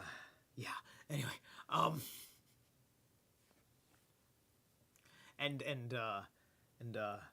is this what and what's Puff Daddy to do when he's got nothing but baby oil? Okay, I'm good. See, isn't that healing? The tar people do have oil of any kind, nothing but tar. Nay, we have no choice but to accept the decree of the masters as to substances which should not be used. Even fish oil and resin may be used. Simeon Shizori said, oil of wild gourds and naphtha may be used. Simakos said, no animal fat save fish oil may be used. Mishnah 3. No substance that comes from a tree shall be used as a wick, save flax. In like manner, no substance that comes from a tree becomes defiled when serving as a tent in which a dead body lies, save flax. Interesting that flax gets this distinguishment. When do we know that flax is called a tree? Said Mar Zutra. From what is written, she took them up to the roof and hid them in the flax trees. Joshua 2:6. No substance, etc., save flax. Whence is this deduced? Said Ar Elazar, from the analogy of expressions tent, which is mentioned in the case of the tabernacle and in the case of death. There's an Exodus and a Numbers reference. As the tent of the tabernacle was made only of flax, so also in our case, if a tent is made of flax only, it is also called a tent and is liable to become defiled. Now, there's a lot of questions about what reason they kept sacred the ark, right? Right? Because that's the tabernacle. Wait, no. Are they talking about the tabernacle? Is what is? I don't remember. It's not that important right now, honestly. Just thinking of it in a second. All right. Called a tent and is liable to become defiled. Okay, so Mishnah 4. A piece of cloth that was rolled together but not singed, said Eleazar, becomes defiled when it is in the same tent with a dead body and shall not be used as a wick for Sabbath. Akiba, however, said it remains pure and may be used. You know, my intuition would have said that if I knew that it had been in the same room as a dead body, at least for a period of time, I would kind of vibe with understanding that, because there would be kind of an energy correspondence once you're within the threshold, right? That's true of anything. Once you're there, it doesn't have to be of magical dimensions per se. That's just kind of like a rule of forms in general, because if there's dividers, and that's what it is. It may be shit magic, but it's there, right? You know, most houses are cubey shit magic. It's why we get so uneasy with them, because they're so simplistic and fit to form and repetitive, right? Aesthetic was ruined and all that. So anyway,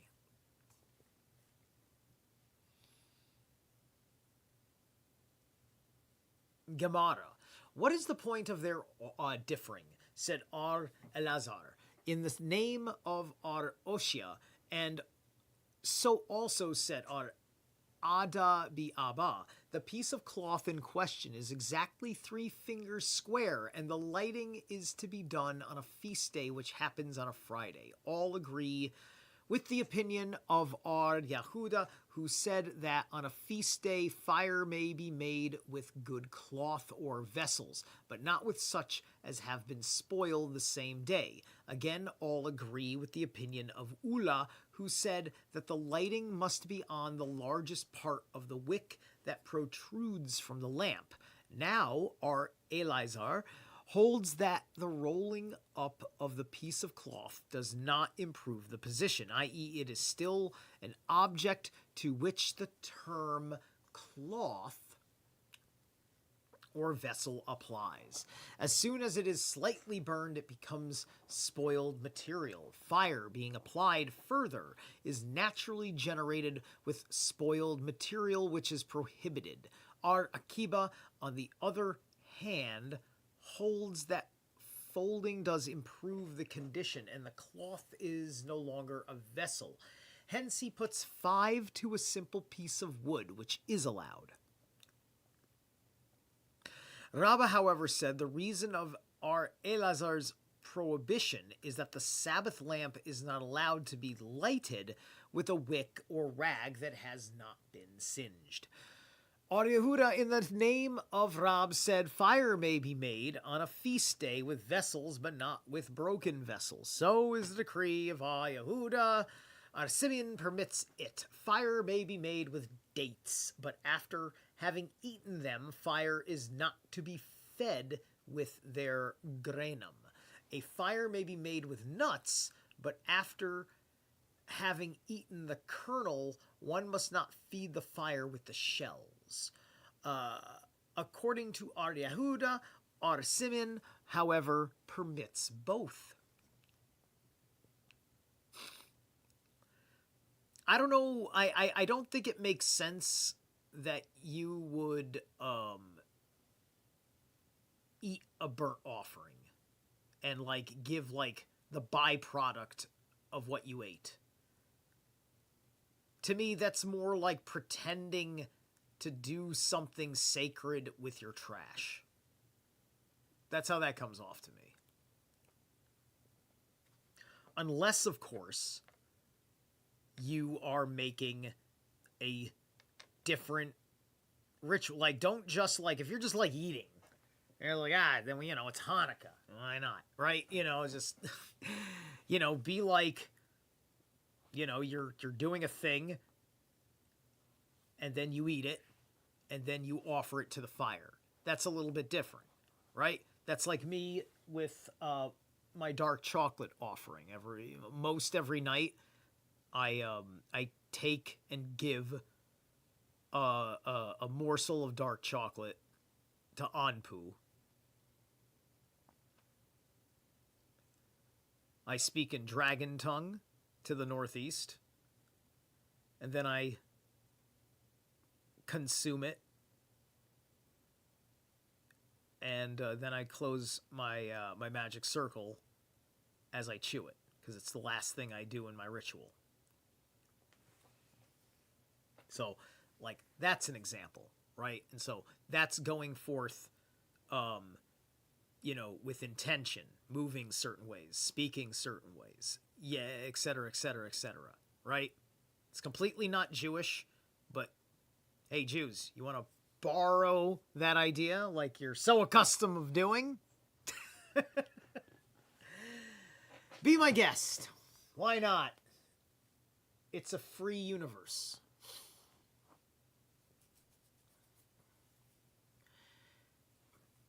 The statement credited to Rab in the foregoing paragraph was not made by him plainly, but was merely implied from the following act. While in Palestine, one day Rab was eating dates and threw the pits into the fireplace, upon which Arhaya said to him, descendants of nobles on a biblical feast day, this would be prohibited.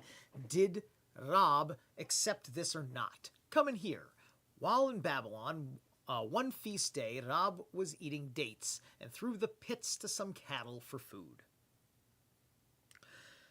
Must we not assume that these dates belonged to the class known as the Parsiasa, a ripe, delicious, free stone fruit? And if Rab fed cattle with the pits of this fruit, it was because they may be used for fuel also.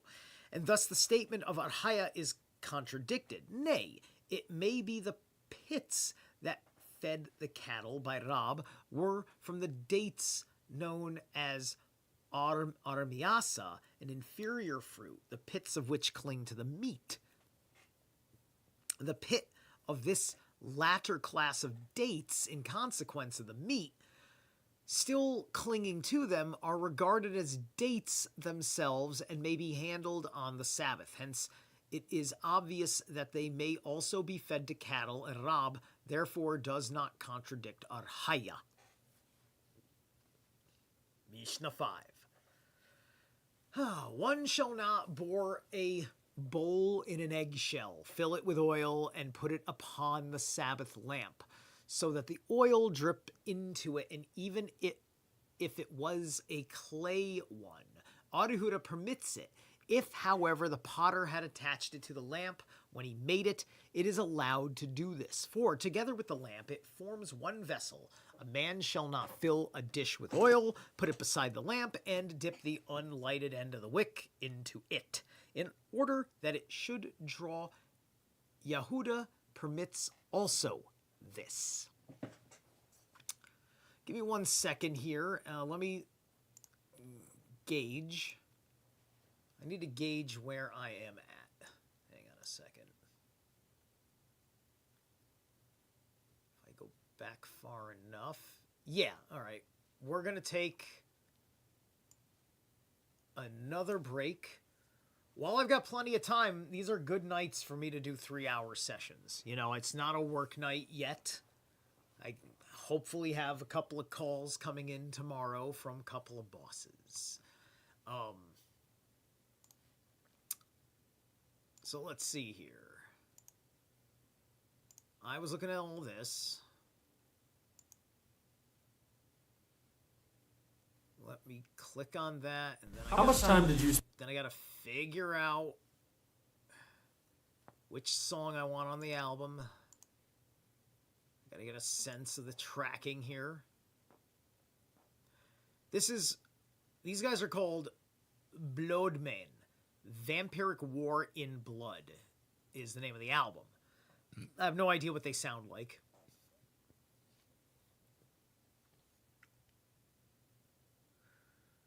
We're gonna try. Haha, they have a song called Return to Castlevania. Are these guys gonna be corny? These guys better not be corny. I'm gonna go with What a Horrible Night to Have a Curse. And this was released last year. Actually, yeah, this was released last month. Oh yeah, December 18th.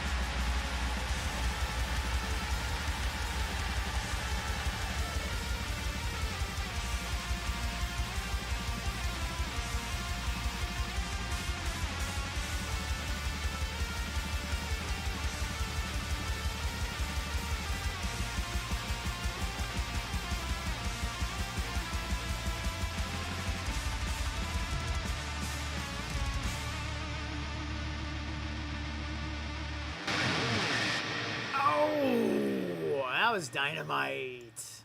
I'm into it. I'm into it. That actually sounded fucking sick. I love the artwork too. Holy shit, the artwork on this is great. Bloodman. Bloedman. Vampiric War in Blood with a Y. Vampiric with a Y. I'm gonna have to send that one over to Sethicus.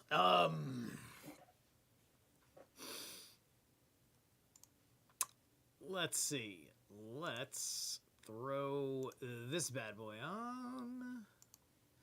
I think we were at Mishnah 5. One shall not bore a bowl in an eggshell. Fill it with oil and put it upon the Sabbath lamp so that the oil drip into it, and even if it was a clay one. Yehuda permits it.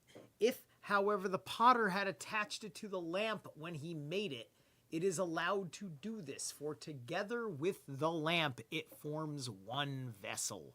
A man shall not fill a dish with oil, put it beside the lamp, and dip the unlighted end of the wick into it, in order that it should draw. Yehuda permits also this. You know, just gotta remember, what are all these particularities a fucking about? So it's like, this is the menorah, right? And we got that overview of why they do this.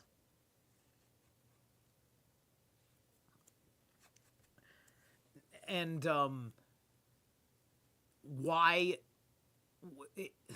it's just like, why do they need to keep doing this, right? Like, if it started with that incident, right? But they were doing it before the incident, but it was like different because then there was the whole remembrance of the thing, right? I don't remember, like, I remember once watching some Bible story thing. Somebody did a whole, like,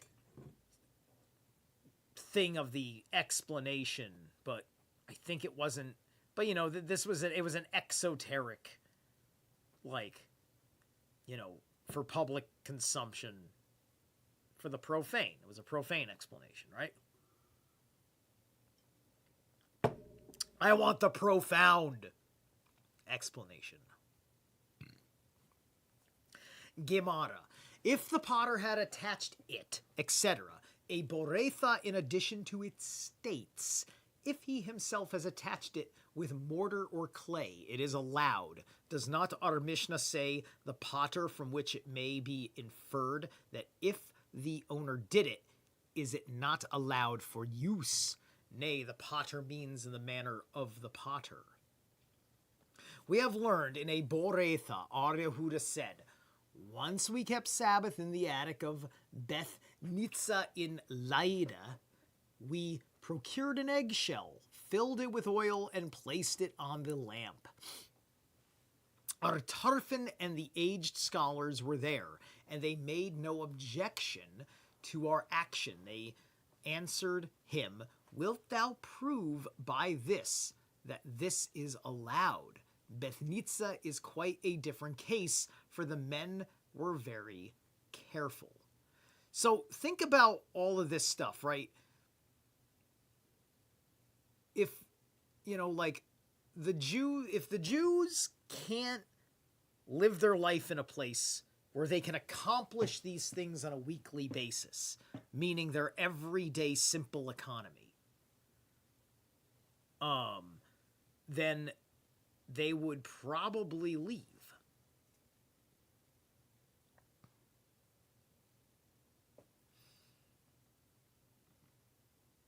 Because they would be desperate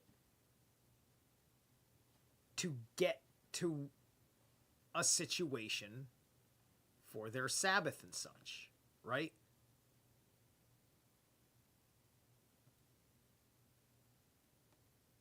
You know, you're going to be living with a tremendous amount of forethought. You're going to be tremendously invested in paying attention to the workings of your community and your world and yada, yada, yada, yada, yada. Because you got to make sure that the world that you have inherited, your home and all those things, is secure for your life function and cycle and habits and all the things that you do, right? Because they're core and they're fundamental to you. They're latched on a soul level, to a dedicated level, right?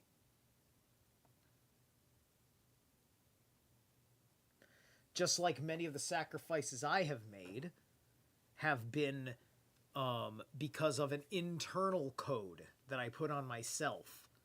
I have my own Saturnian, quote, shackles for the manner in which I choose to take care of myself and manage my life and shape my Dasein.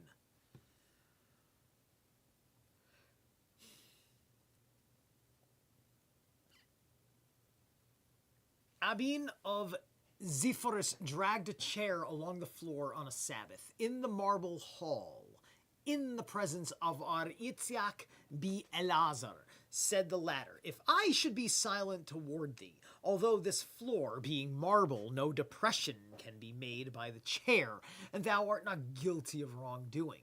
As the colleagues were silent towards Yehuda, my silence might be misconstrued, and people might think that this can be done on any floor.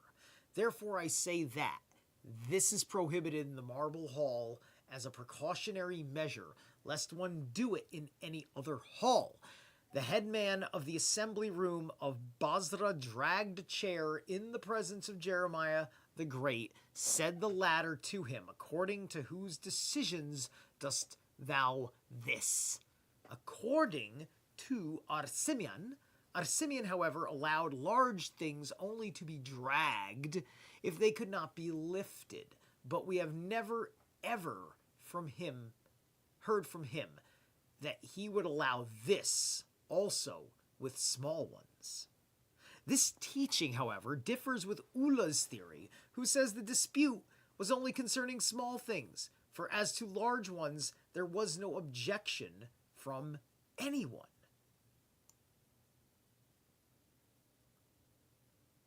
Imagine having to argue about this all week.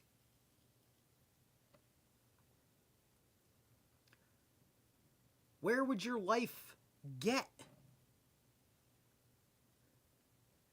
If one extinguishes a lamp because he is afraid of the officers of the government, or of robbers, or of evil spirit, or in order that a sick person may be able to sleep, he is free. If he does this, however, to prevent damage to the lamp or to save the oil or the wick, he is culpable. Archios declares the man free even in the latter cases, excepting if he extinguishes the lamp to save the wick, for in the case he caused a cinder to be formed. Interesting. So, the only reason why you can't do it is because there is a rule that you can't make a cinder happen, right? So, that's just procedural at that point, right? So that makes sense if the rules are important for little bits and pieces of things. It's still madness, but you see how it's all very logical, right? But at the same, like I think that the very structure of these Mishnahs that are the center of Jewish thought, like this is the Ouroboros. Like every passage is just like munch, munch, munch on this idea, munch, munch, munch on this idea, munch and munch and munch and munch on that idea and munch on this idea, and they're munching on each other like this, right? The idea going back and forth and back and forth over all the little particularities.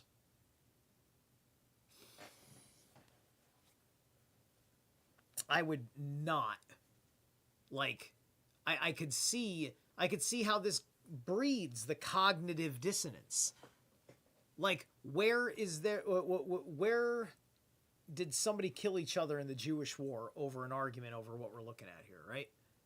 Did somebody kill each other in one of those years of the war because there weren't enough fucking resources? Somebody had to go fucking slit his brother's throat to get a wick because of an earlier teaching that said if a guy did this, and so he made a guy do that.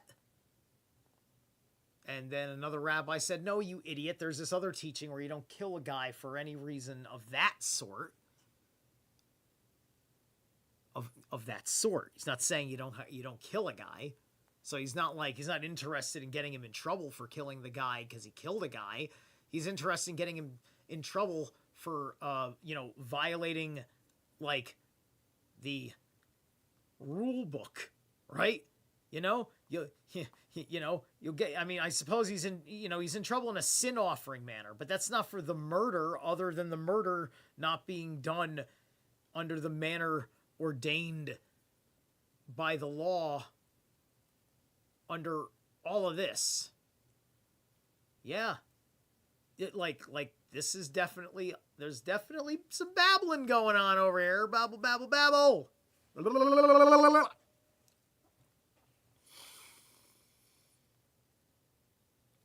Okay, is there a regular dangerous? It should not be man who extinguishes the lamp. Wait, did I start reading this section now? I don't remember. Oi. Oh, look at me, I'm saying oi. It's taking me over. I'm going to be Jewish by the end of this book. Help! All right, so let me just start over. From the fact that the second part of the Mishnah declared the man who had extinguished the lamp to prevent damages, etc., culpable, it is evident that this regulation was made by Yehuda. Now, how is the first part to be understood? If it speaks of a sick person whose illness is dangerous, it should not say that the man who extinguishes the lamp to afford him rest is free, but should say that he is allowed to do it even intentionally. And if it speaks of one whose illness is not dangerous, the one who extinguished the lamp for him ought to be declared in duty bound to bring a sin offering. Of a verity, the Tana speaks of a case of dangerous illness and should have said it is allowed to do so, but he used the term free merely for the sake of euphony, because in the latter part of the Mishnah, the expression culpable was necessary. Therefore, he taught in the first part of the Mishnah also free, but have we not learned our Oshia said that in order that a sick person may be able to sleep, one should not extinguish the lamp on the Sabbath. And if he did so, he is not held culpable, though it is not allowed to be done intentionally. The teaching of our Oshia refers to sickness that is not dangerous and is in accord with the opinion of our Simeon. The question, is it allowed to extinguish a lamp for the sake of a sick person on the Sabbath, was pronounced to Tanhum of Navi. He began thus, O thou Solomon, where is thy wisdom? Where is thy folly? Thy words contradict not only the words of thy father, but also thine own utterances. Thy father David said, the dead do not praise God. It looks like that's Psalms. I want to say it's 125, verse 17. And thou sayest, I praise the dead that died long ago. Ecclesiastes 4:2. Oh, you praise the dead that died long ago? You mean you venerate your ancestors? And then again, a living dog fareth better than a dead lion. Ebed 9:4. This presents no difficulty. That which David said, the dead do not praise God, means this. One must always occupy himself with study and with meritorious acts before his death. For as soon as he dies, he is free of both, and the Holy One, blessed be he, receives no more praise from him. And the saying of Solomon, I praise the dead, etc., means when Israel sinned in the desert, Moses stood up before the Lord and offered many prayers and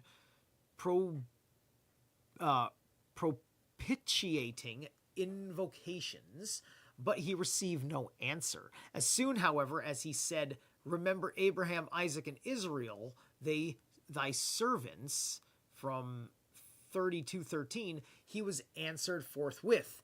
"Now did not Solomon say, well, I praise the dead that have died long ago?"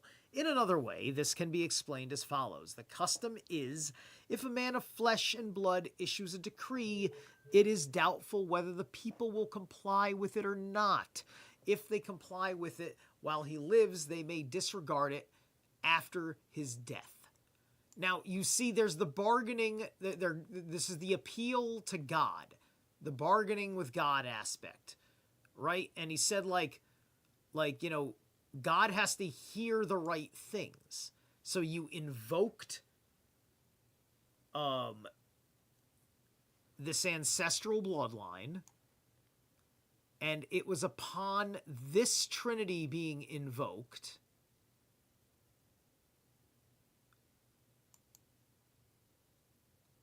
that God finally fucking responded.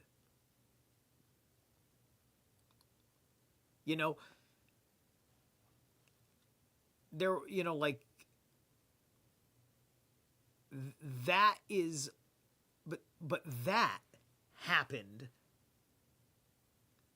if we're talking about by natural law pagan rules and giving some sort of benefit of the doubt, because Abraham, you could say, does not know Akhenaten, right? The Hebrew people do not have Akhenaten in their system yet.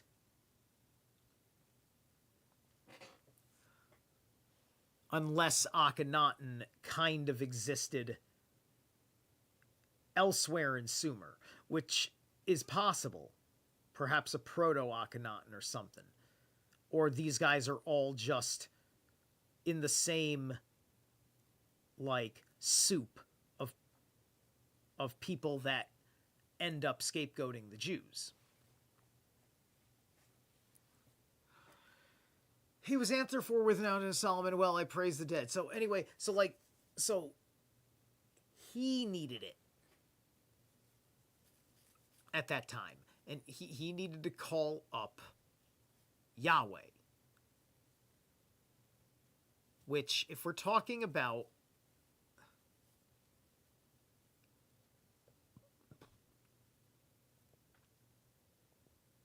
when Israel sinned in the desert,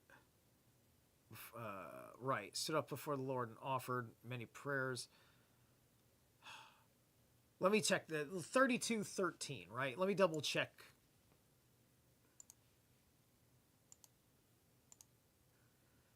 Let me see if it's anything worth throwing on screen.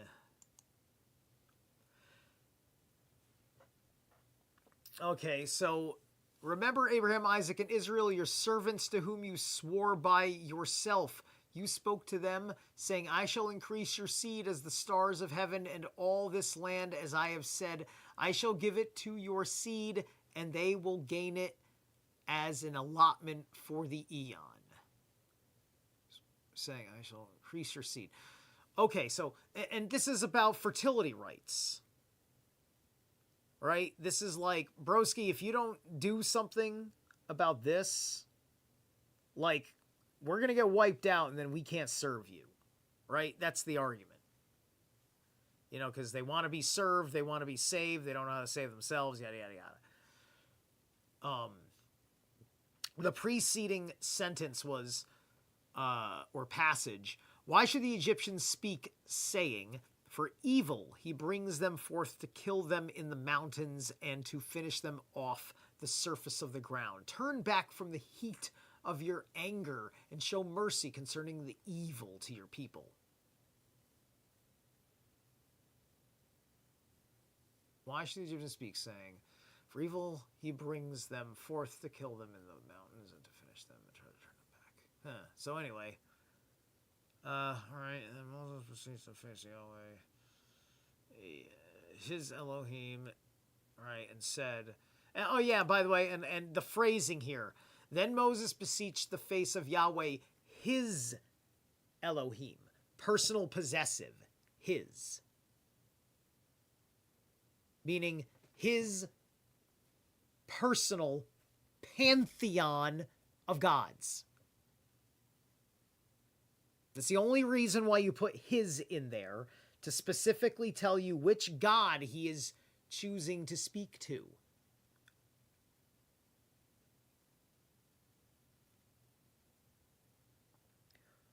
Who, like, is to be understood, Moses is Akhenaten, and he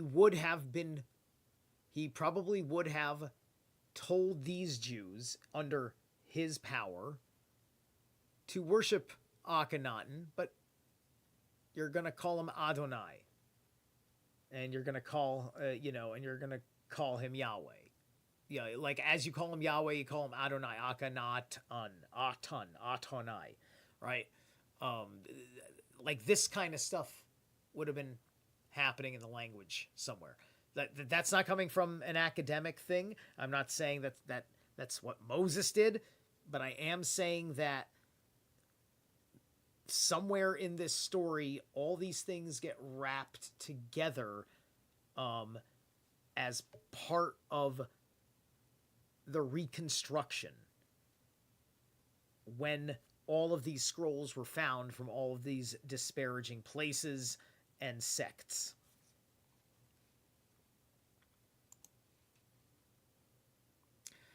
The custom is, if a man of flesh and blood issues a decree, it is doubtful whether the people will comply with it or not. If they comply with it while he lives, they may disregard it after his death. Oh, and also the bargaining with God in that manner, that is not a pagan relationship. Right? I mean, like, that might be, in your true heart, you may be speaking that, not because you're trying to figure out the right words to make the God respond, but it's just what's on your heart to tell the deity. Period.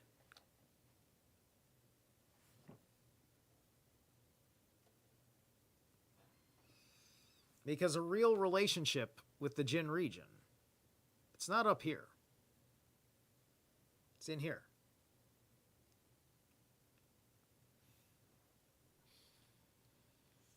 But you do have a relationship like that with entities that you are contracted with, and you know their true name.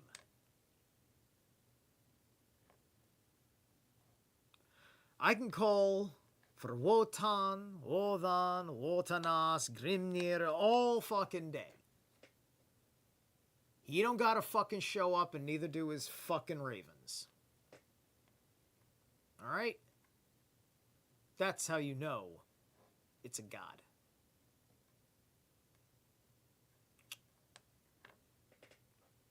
Well, that's not...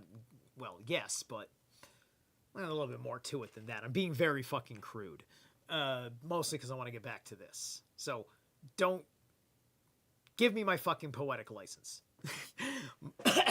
Moses, our master, on the other hand, has issued many decrees and established many enactments which stand unshaken forever, and I. Now, did not Solomon say, well, I praise the dead, etc.? Another explanation to the above verse may refer to the following legend, which was told by Ar Yehuda in the name of Rab. It is written in Psalms LXXX 617 L triple. Did the Psalms go into the 200s? What is this? I don't know which Psalm that's going to be. Display on me a sign for good, that those who hate me may see it and be ashamed. So, said David before the Holy One, blessed be he, Lord of the universe. Forgive me the certain sin with Bathsheba in 2 Samuel 11:3. And the Lord said, "It is forgiven." He prayed again. "Display on me a sign to make it known." And the Lord said, "This will not be done while you are alive, but it will be made known in the time of your son Solomon." After Solomon had built the temple and was about to enter the ark into the Holy of Holies, of Holiness. It's the Holy of Holiness, it says right here, not holies. Interesting. The doors shut. Solomon had prayed 24 prayers with song and was not answered. He then began Psalm 24:7. "Be raised wide and let the King of Glory enter." The doors then ran after him and wanted to swallow him, saying, "Who is the King of Glory?" And he said, "The Lord strong and mighty." Then he said, Ibid 9:10, and still was not answered. Then he said, 2 Chronicles 6:42, "O Lord God, remember the pious deed of David thy servant. He was answered at once, and the faces of his enemies became as black as the outside of a pot." And Israel and all the people were then certain that the above-mentioned sin was forgiven. To David hence did not Solomon say, "Well, I praise the dead," etc. And this is what is written in 1 Kings 8:66. On the 8th day, and they went on unto their tents joyful, etc. And as to the above question, I say this: a lamp is called Ner, and the soul of man is called Ner. Let rather the Ner which man has made, the lamp, he be extinguished. Then the Ner, the soul, which belongs to the Holy One, blessed is he. Right.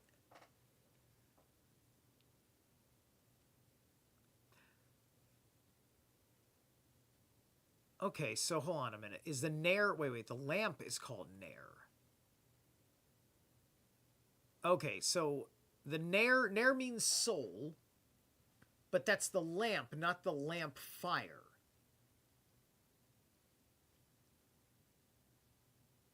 You see, that's my problem right there. It's just like, to me, that the whole point is you're keeping that fire going, right? The fire is the soul spark. The lamp, the menorah, is a vessel. You know, in a simple universal system, you've got your 7. That's your chakras.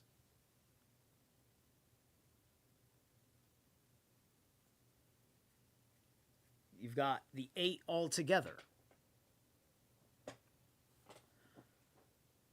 But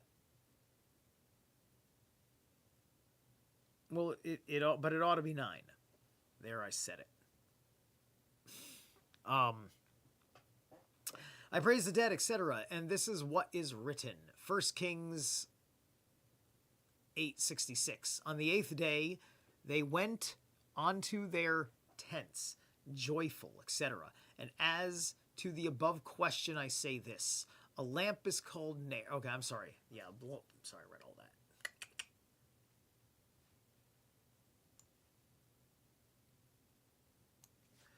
Let's do one more break as we are nearing 11, and we'll figure out how long I want to keep going after that. Let's take a peek. All right, what do we got here?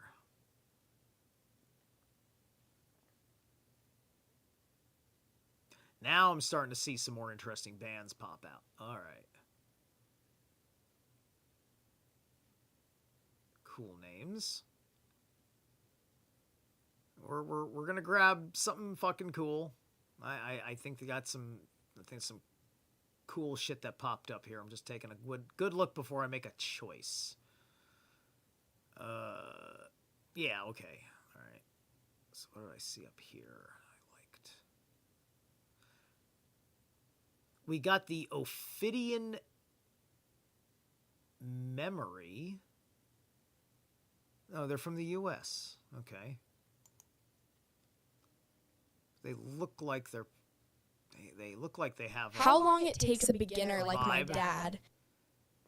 All right, hang on.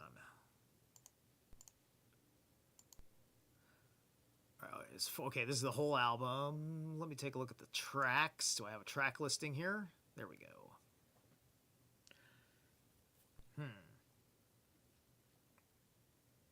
Oh, wow. Okay, we got a song called Bleeding Darkness Bound by Fire. We're going to try that.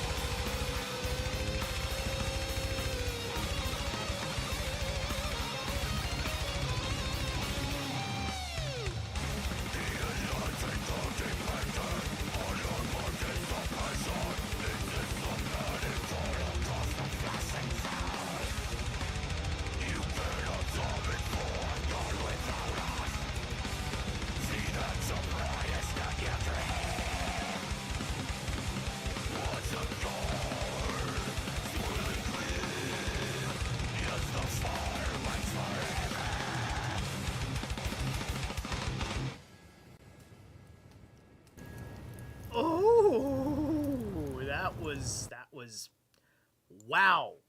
What the fuck just hit me in the head? Psh, that was just like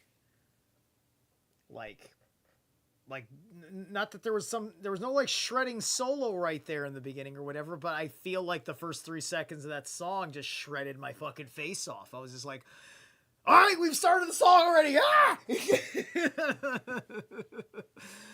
All right, let's roll.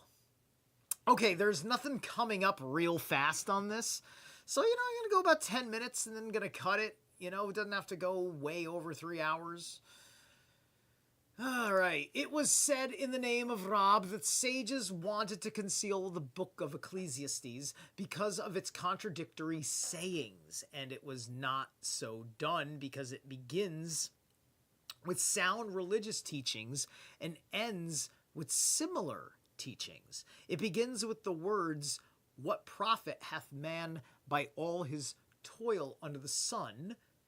from chapter 1, verse 3, and then whereupon the school of Arjanai said, "Under the sun there is no profit, but there surely is beyond the sun," and it ends with the words, "The conclusion of the matter is fear God and observe his commands, for this is all there is for man."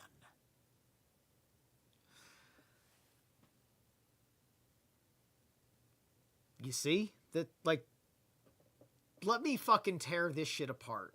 obviously there's context issues here. Okay, so let's take a look at this first thing in a clear. What profit hath man by all his toil under the sun? Well, first off, that actually asks a question. There's no contradiction in that respect. Right? What profit hath man by all his toil under the sun? It's saying, like, has your hard work paid off? But here's the thing. So then it goes, under the sun there is no profit, but there surely is beyond the sun. And it ends with the words, the conclusion of the matter is, fear God and observe his commands, for this is all there is for man.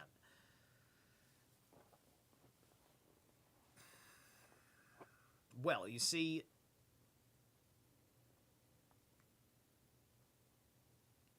God is not commanding anybody.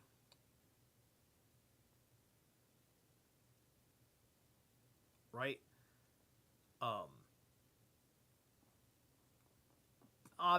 There is, do not transgress natural law. There's do not transgress natural law. That's the closest thing to a commandment. That's not telling you what to do. That's just saying that you gotta observe these qualities of men equally. Not all qualities of men are to be observed equally. That's what this whole argument has been about between, the left and the right, communist thinking, collectivist thinking versus capitalist thinking, individualist thinking. But the problem is that some communists are fairly individualists in certain respects, right? Because I haven't met a communist on the street that's a real human being that wants to not have art and people be themselves and for there not to be all sorts of cool little things in the world that we have, like kids with their toys and you get to have like different designed, you get to have your designer clothes and whatnot and be yourself. But also it's an economic thing, the communism, and a little bit of a social thing because there's peace, love, and understanding. Right, and so there's individuals in the communist side, but you can also see plenty collectivism on the right with all the military culture. But there is surely is beyond the sun. That's so fucking simple. Stop thinking in your base material universe.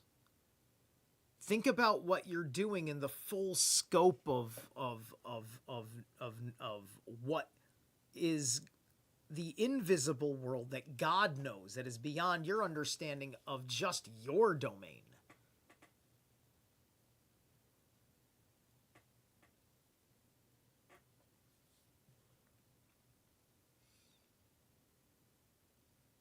Yeah, there's more freedom in a real way of looking at this. This conclusion of fear God and observe his commands, for this is all there is for man. No, there's no reason to fear God.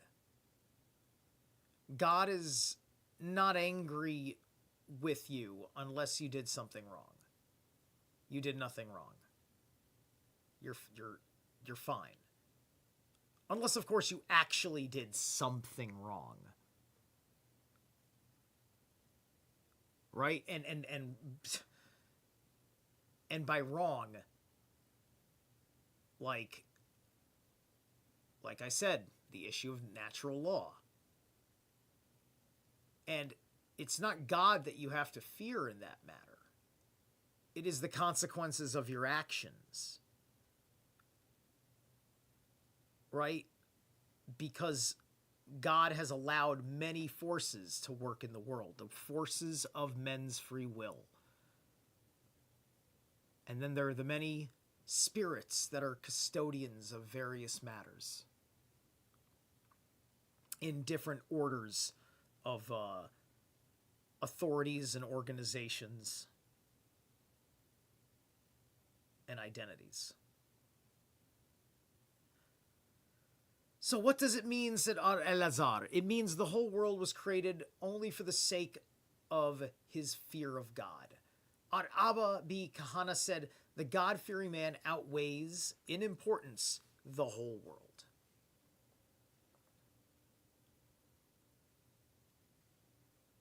Simeon B. Azai, others say, Bizoma said, the whole world was created only to provide him with assistance. Right? Which begs the question, the fuck did he need assistance with? Like, if he just, that's the only reason the whole world is here is so we can be in it, to assist him in what? What was here before this world was here that he needs assistance with?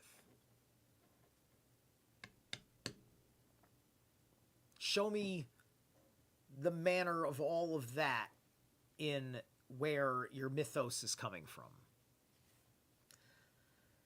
I praise mirth. Ecclesiastes, what is that? 8:15. This means the righteous man rejoices when he performs a meritorious act, and of joy what doth this do? Alludes to rejoicing that comes not through a heaven-pleasing deed. This teaches that the divine presence, the Shekinah, comes not by sadness, by indolence, by hilarity, by levity, by gossip, or by senseless talk, but through rejoicing in a meritorious deed. As it is written, now bring me a minstrel, and when the minstrel played, the power of the Lord was upon him. Well, one thing I will say is that this is also forgetting the Shekinah allegedly happens when you are sick on the Sabbath or something. The spirit of Shekinah is like working through you or whatever. Like there was some reference to a thing, and right? Yeah, that's what it was. There was the thing about the sickness was one thing, and then there was another thing about there may be another soul that God puts in you at the time, which that's interesting, and is it really some deity putting a soul in you, or is it an angel or a demon kind of putting you in a possession?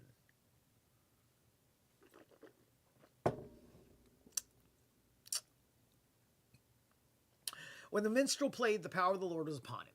2 Kings 3:15, Rabbah said the same should be done in order to enjoy good dreams. Ar Yehuda said the same should be done to predispose one's self for legislative work, as Rabbah did. Before commencing to expound a halakha, he introduced it with a simile and caused the masters to become joyful.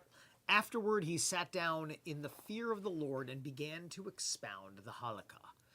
It was taught that in the same time they also wanted to conceal the book of Proverbs on account of its contradictory sayings, and it was not done because they said, have we not scrutinized the book of Ecclesiastes and found the meaning of its contradictory sayings?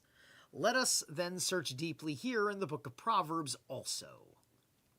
Which are the contradictory sayings? It says, answer not the fool according to his folly. Proverbs 26:4.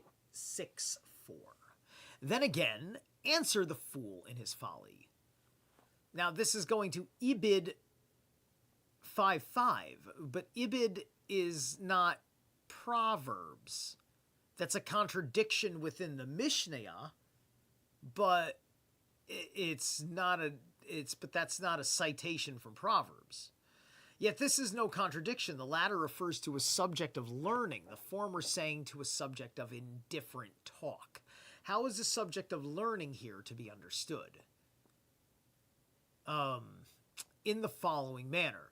R. Gamaliel lectured in the future, a woman will bear a child every day, for thus it is written, she conceived and gave birth at a time. Jeremiah 31:7. A disciple laughed at this and said, there is no new thing under the sun. Ecclesiastes 1:9. Said Gamaliel, "Come, I will show thee such a thing in the world," and he showed him a hen. The same rabbi lectured, "In the future trees will bear every day, for it is written, it will produce branches and bear fruit." Ezekiel 17:231. As branches are produced for every day, so also will fruit be brought forth every day. Again the disciple laughed and said, "There is no new thing under the sun." Said the master to him, "Come, I will show thee a king of this kind in the world." And he showed him a caper tree. Show him a thing of this kind, not a king. He lectured also, "The land of Israel will in the future produce ready cakes and garments," explaining the first part of verse 16 of Psalm 122, I think, to that effect. Okay, I think we're going to call it right here. Or let me get this last bit and then we're done.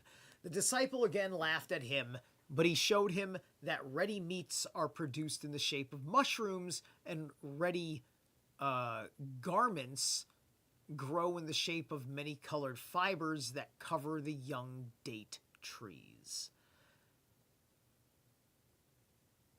Interesting. I'm not sure how that explains a goddamn thing about that Psalm verse versus an Abid verse that I have no fucking reference for.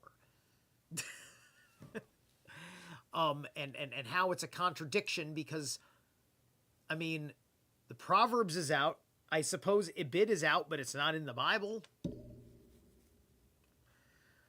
So we'll see if I eventually figure out what I was supposed to learn in that statement. Am I Jewish yet? All right. Thanks, guys, for tuning in so much. Ashes, beautiful Ashes, happy to find your channel. Hey, what's going on? Thanks for being here. Ashes, never seen you before. Good to new person in the chat group. Killer. Thanks for tuning in. If you like how